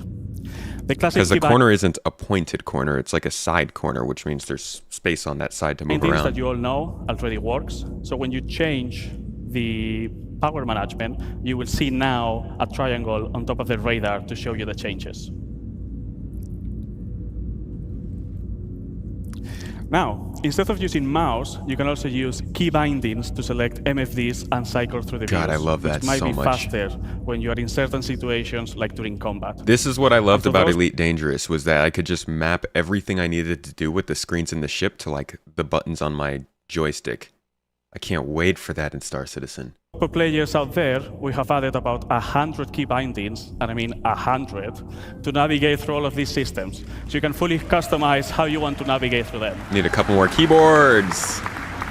And I really hope that's more than enough to use on your keyboard, on your HOTAS, or even on your game class setup. But if you need more, just let us know. Anyway, I think you're not going to need even those many shortcuts. For each operator mode, we now persistently save which views are shown on each MFD. So you can customize what's important to you for every situation. So as an example, during combat, you might want to have target information on your MFDs, but maybe when you change to quantum travel, have your current fuel, spend some time on the configuration screen, for example. Yes. Let's talk about this configuration screen. We're going to have now here a variety of options, from customizing UI elements to enable systems of the ship. We may see some of these later in action with Yogi. These This is settings great. are now Having these available on toggles, this screen. having these toggles on the MFD makes them feel so much more like they actually matter and work. And he'll say in a second, I think here, but all of this is saved to each ship separately. So you have it set up for cargo haulers, for miners, for combat. Bliss. Not in the global settings of the game for quick access. So just as a warning, expect changes on the settings that you already know, but we'll tell you all about it when we have it ready. And the important bit about this is that they will persist to your ship. So you can keep different setup of which UI elements and even ship systems enable for how you personally use each of your ships.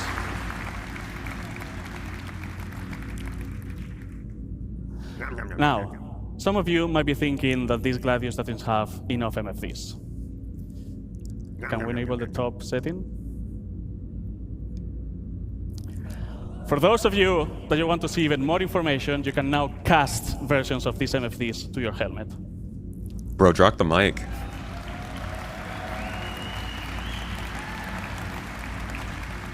It's so easy too. That's just great. Can we enable the top setting?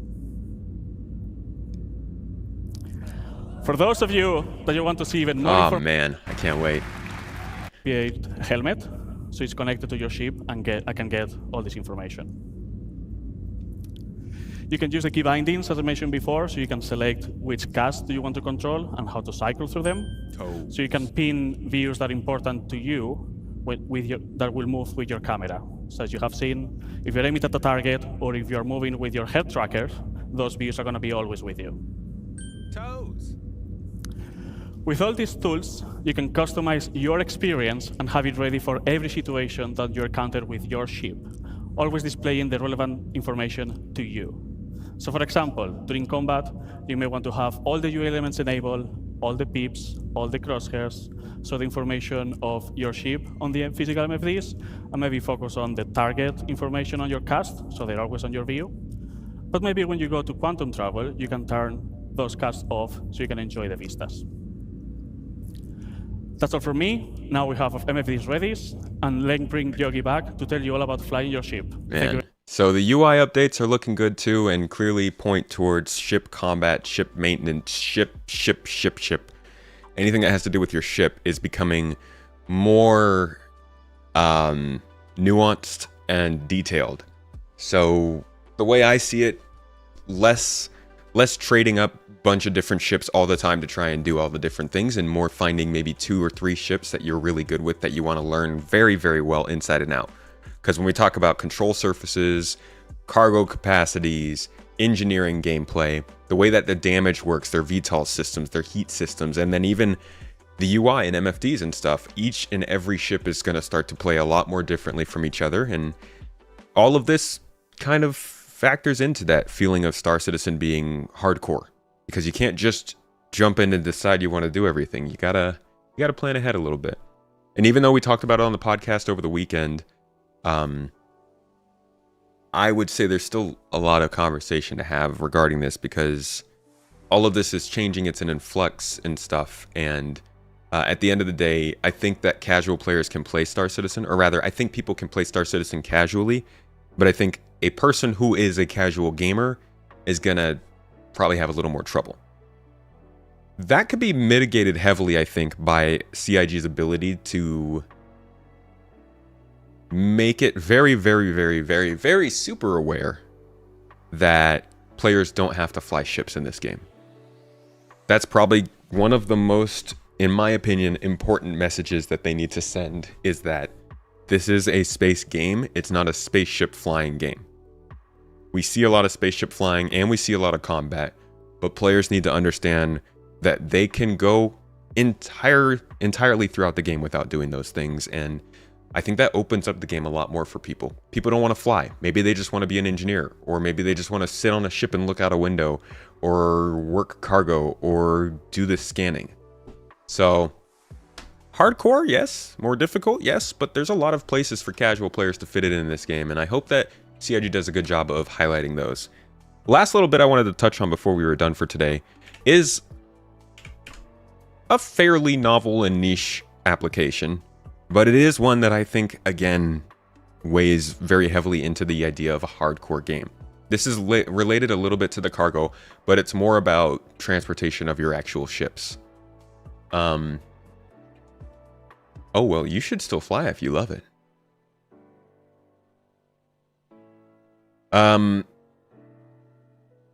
One of the more frustrating parts of the game, even right now, is that when your ship is spawned, it's spawned. And if you want it somewhere else, you either have to fly and go get it, hire somebody to fly it to you, or claim it. Claiming it's shorter, but it's still, some of these ships you can take 30, 40 minutes to get back.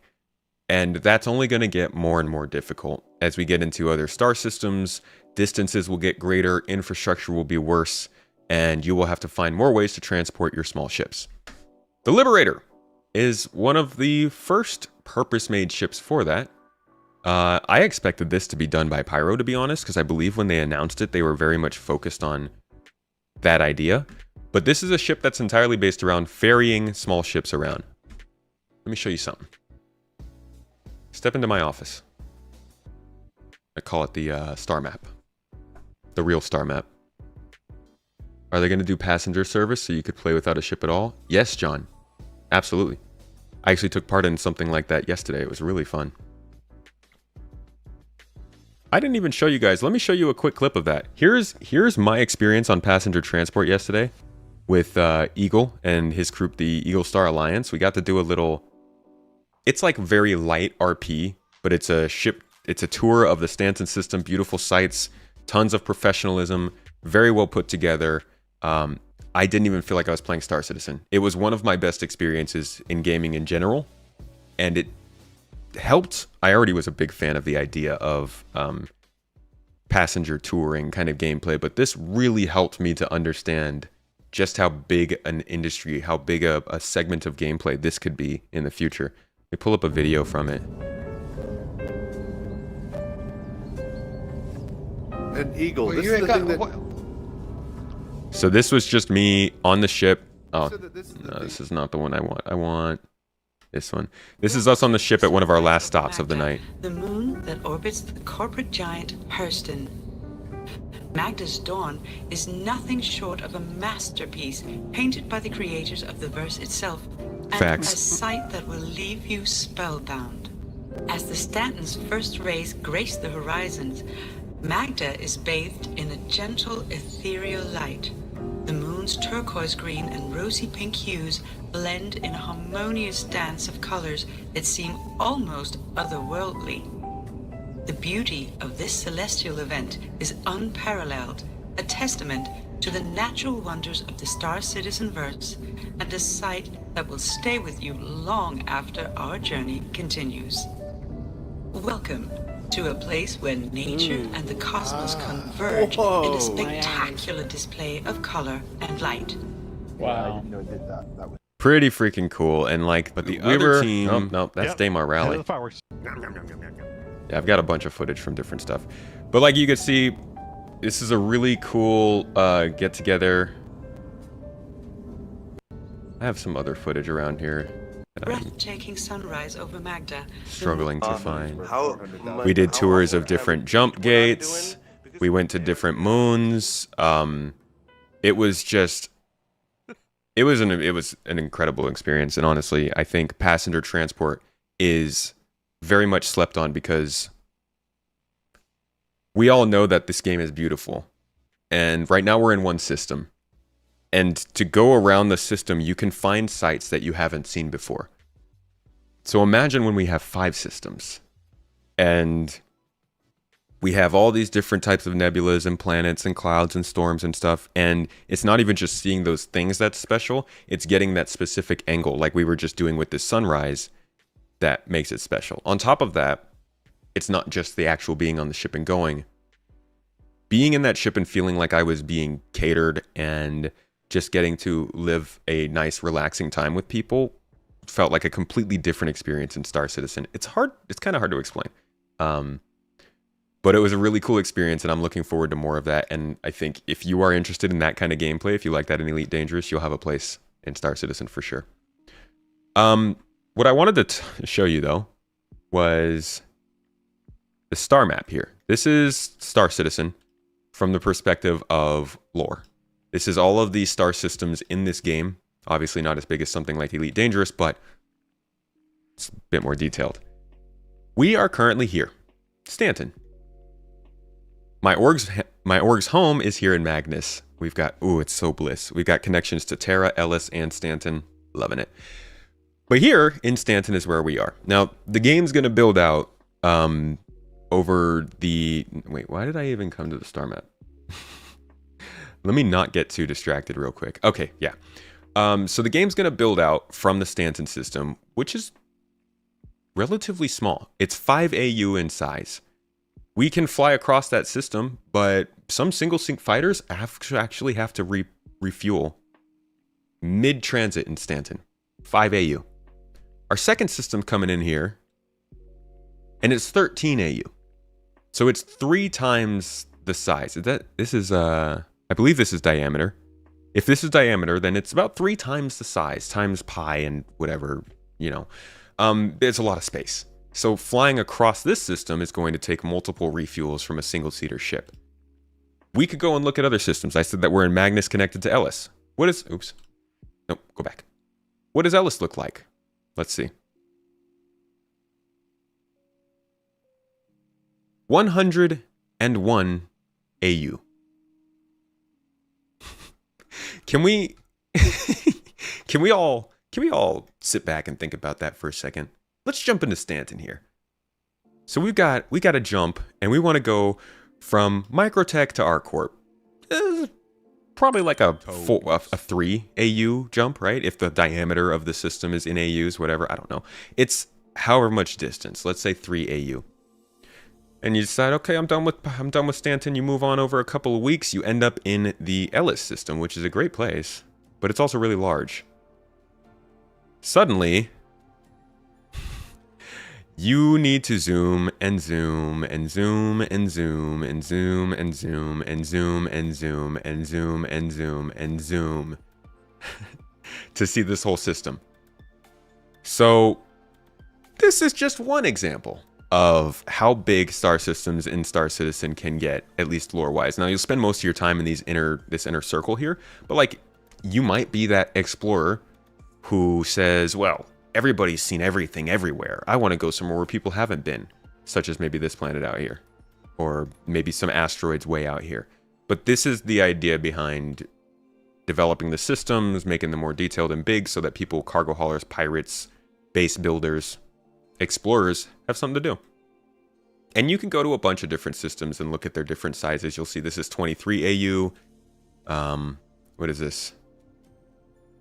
This is 28 AU. Stanton, on average, is a smaller system. All that to say, this is a class of ship we're going to need, because these small ships won't be able to transport themselves around these systems.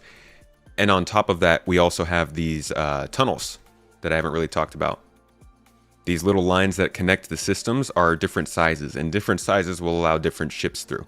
So if you're going through a jump gate that allows for large size ships, it's going to probably be a better idea to put them on a large ship than to have your small ships go through them.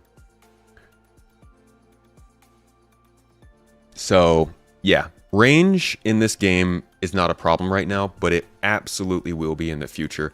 And that's why we have ships like the Origin 100 series, which if you go and check them out, on their actual sales page, not on that. I don't feel like looking for it. If you look up the 100 series, you'll see it has its own built-in refinery system. You look up the Anvil Liberator, you see it can carry vehicles around. You look up other ships like the Cutter Rambler. They have higher range for systems like these. All of this is being built into the gameplay. So in terms of transporting your ships, yeah, it's going to be kind of hardcore, because you might have a ship that's 30 hours away worth of gameplay, and you just really don't want to go out there and get it. So you could hire somebody else to grab one of these ships and transport it out to you. Pay them some good money. In terms of fueling, that's another part, I guess, of kind of the hardcore aspect of this. In terms of refueling, we've seen how that's starting with ships that can do refueling. Next step is fueling beacons. And for people to have ships like the Crucible or the Vulcan sitting out in dead space offering fueling services for people who can't find them. Obviously, there's also space stations, the occasional space station here and there, outposts that you might be able to find, frontier outposts with people who might just have a little bit of fuel that you can get to get the next place you're going. But yeah, fuel is going to be something to pay attention to. How much time will you spend staring in your monitor while flying from planet to planet in that Ellis system? Hopefully you're not flying from planet to planet too much. That's another part of this gameplay. It sounds a bit daunting, spreading out all this content, sounds like a lot of flying, but the goal of this game is for there to be enough content around a planet for somebody to not feel the need to move around a bunch. You should be able to go to a planet and get all the gameplay you need in that planet and its moon systems for like at least a week, right? If you're doing just that one thing. That way, the distance of Star Citizen makes everything feel disconnected in that space feels big, but you also have enough gameplay that you don't have to deal with that constantly every time you want to do something different. I think that's kind of the gold, that's the gold rule for a space game, is like it needs to feel big, but it also can't be a freaking drag. Or do some homework, watch some YouTube. Insurance is another choice for long range. For a fee, your ship's registration can be transferred to the same type of ship in your local system. That'd be interesting. People will just use a bunch of alt accounts parked all around the system. Easy. That's fair, but you still can't transfer that stuff between the accounts. We will definitely have alt accounts, but an alt account isn't really going to help you if that alt account has an Idris in Stanton and you need it in Tiber. You're still going to have to either use that alt account to fly it over or get it with your other one.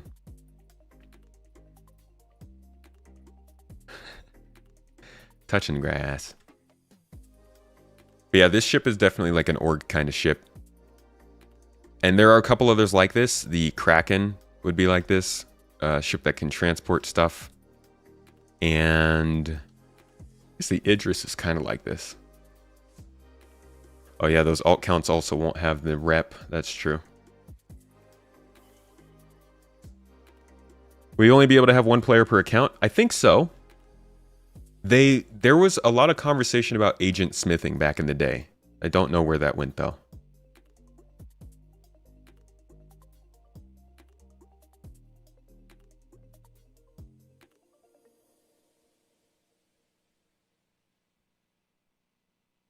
Buddy's Kraken is going to be your mobile base. Yeah, the Kraken will be a good one. I think those are the three. The Liberator, Kraken, and Idris are really the three you can use for proper ship transport right now. Well, concept-wise. Bangle. I don't believe we'll be able to own a Bangle, but I do think they said that there will be Bangles scattered throughout the verse somewhere that people can take over and hold.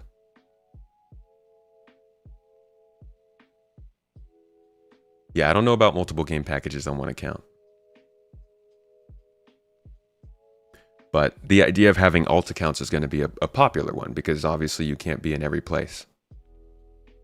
I'm going to be limited on my alt accounts though because the way I see it, if I'm working on one alt account, I'm just going to feel like I'm not putting time into the other, reputation-wise, and yeah. What do I think comes next after Nyx? I think it could be Castra. Or Terra. I think we could go from Stanton. Oh, let's see. We could see Stanton. Stanton, Pyro, Nyx, Odin, because that's in Squadron 42. So we'll have this sort of 1, 2, 3, 4. Fifth system, honestly. If we were including Odin in that, I would hope for Terra, but Terra's going to be big. I would really hope that Terra is being worked on because it seems like the de facto starting system for the game. By the time the game reaches that 1.0 state, I would hope that Terra was ready to take on that new player area. After that, Magnus, please, maybe, please, hopefully. Also, Vega is being built for Squadron, but I'm not sure how they're going to work that in since it's not really connected to the other systems. They can always cheese it, though. Magnus would be amazing. It's always been one of my hopes for a next system. All right, everybody. That's about it, though, for our talk about the hardcore aspects of Star Citizen. This is gonna be an in-depth game. Like I said, place for casual players, but the hardcore parts of this game are definitely going to stick with some people, and I think many people who don't know these things are coming are going to end up stepping away from the game when it starts. Then why are they working on starting tutorials in Stanton? Well, the tutorial is a modular piece. They'll be able to move it around. They do need something to help players start during the alpha, though, so building a tutorial is kind of important. They could do Sol. Sol is so far away. But Sol is part of the reason I love Magnus. You can't really get from Sol to Terra without going through Magnus. You can, but it's more dangerous. Sol to Davian, to Cathcart, to Killian. Or you could skip, actually, you could go Sol, Davian, Killian, Ellis, Magnus, Stanton. That's a really big shipping lane. So we're happy to be right in the middle of that. Or if you wanted to go to Terra, you'd do the same thing. Sol, Davian, Killian, Ellis, Magnus, Terra. But we'll get a lot of business out there.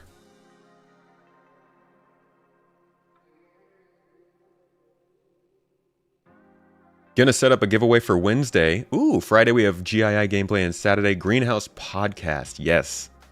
Let's talk about that a little bit. Thank you all for coming and checking out this hardcore gameplay deep dive. You know how they are. Mondays are deep dive days, and oh, they are lovely. I'll have this out in video format if you missed some of it sometime soon. We've got several videos backlogged now for you guys to get, so a lot of content I'm thinking will be coming out over the next week, but definitely this will be coming out in video format for you too. Besides that though, what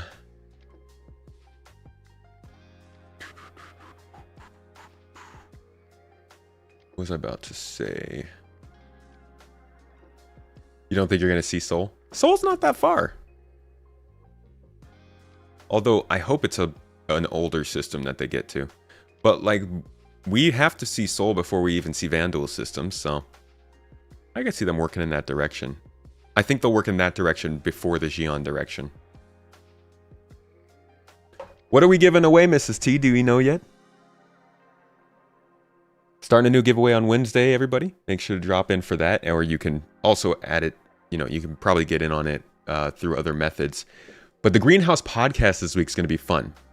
We had a great podcast last month. A lot of people showed up and people seemed very interested. So we are going to start putting more effort into making sure you guys know when it's coming up, making sure it's getting out, and it includes all your lovely voices. So this week we'll be having an episode based around Star Citizen's gameplay. The things that you want to do as your career in Star Citizen. I want to bring people on and tell me what your niche desire is for this gameplay to work, and where you see that going this year. So if you're interested in getting onto a podcast, if you want to have your voice heard, be on this stream and talk to me about Star Citizen, make sure to be there on Saturday. Make sure you are a member of our Discord server, !Discord. We'll throw that in the chat for you. Hop in there, introduce yourself, say hi. A lot of friendly people. And you should see a post RSVPing. There it is right there. Link dropped in the chat. You can RSVP for the podcast today. So hopefully I'll see you. I'll see you all there. Is it far away from Stanton? Sol? Yeah, it's fairly far. I think it's 7 jumps. Let's see. 1, 2, 3, 4. Yeah, if you wanted to take the dangerous route through Pyro, Sol is only 4 jumps away from Stanton. But if you wanted to take the safe route through Magnus, 1, 2, 3, 4, 5. So you have one more jump. Are any of those small gates? Yeah, so you're going to be screwed basically. If you want to use a medium or large gate to get from Stanton to Sol or Terra, we have the only direct line you can take to the home system. Isn't Nyx bordering Vandal? I think it's bordering Xion? No, it's bordering. Yeah, it is bordering Vandal. Look at that. Connects to the Virgil system. Nyx connects to Tohil, which is bordering Xion.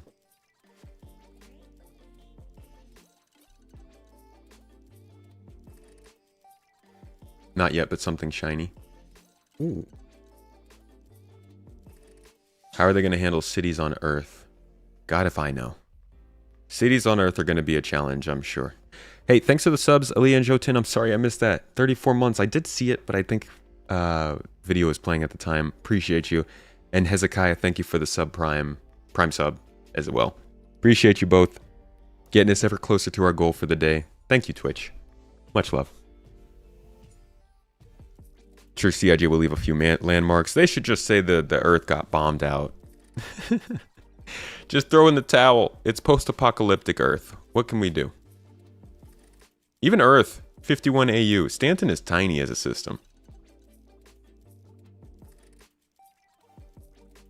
They've got 3 landing zones on Earth in terms of cities. I believe it is Shanghai, Moscow, yeah, and New York.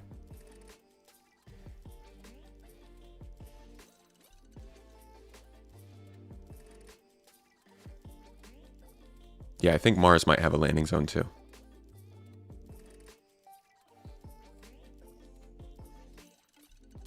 like in Starfield, they'll definitely have the cities. They do have the landing zones, so we'll see what they say. Why Shanghai included? I don't know. I think they just picked some cities. To be quite honest, 900 years from now, these probably wouldn't even be the cities that would have landing zones, but I think they just kind of picked large cities from growing powers, maybe? I don't know.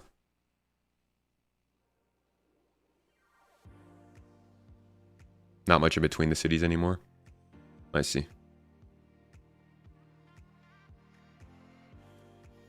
No Europe. Oh no! The Europeans have been left out. What do we do?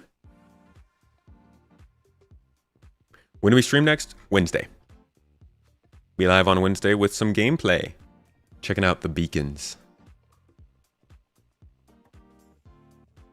Haven't played SC in like a year. This map looks way better. Oh, this isn't the game map. This is the online map. They did win awards for this map, but this is not the one we'll be using for the game.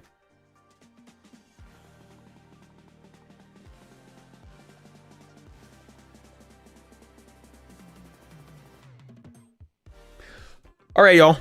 I know I started doing my outro before, but now it's for real. I will be back live on Wednesday. We'll be doing a deep look into how beacons in this game are working, how the heck you can even play this game as like a freelancer, as a helping person. It's been something that I've wanted to cover and been talking to AAK, and I think it's a good time to try and rope some folks in and see if we can get some more pressure, some more noise around that feature, because I think it's an important one for the game. But thank you, everybody, for joining me today. I will cherish this time together. I hope you all had a good time, got to learn something new, and maybe had a little bit of fun.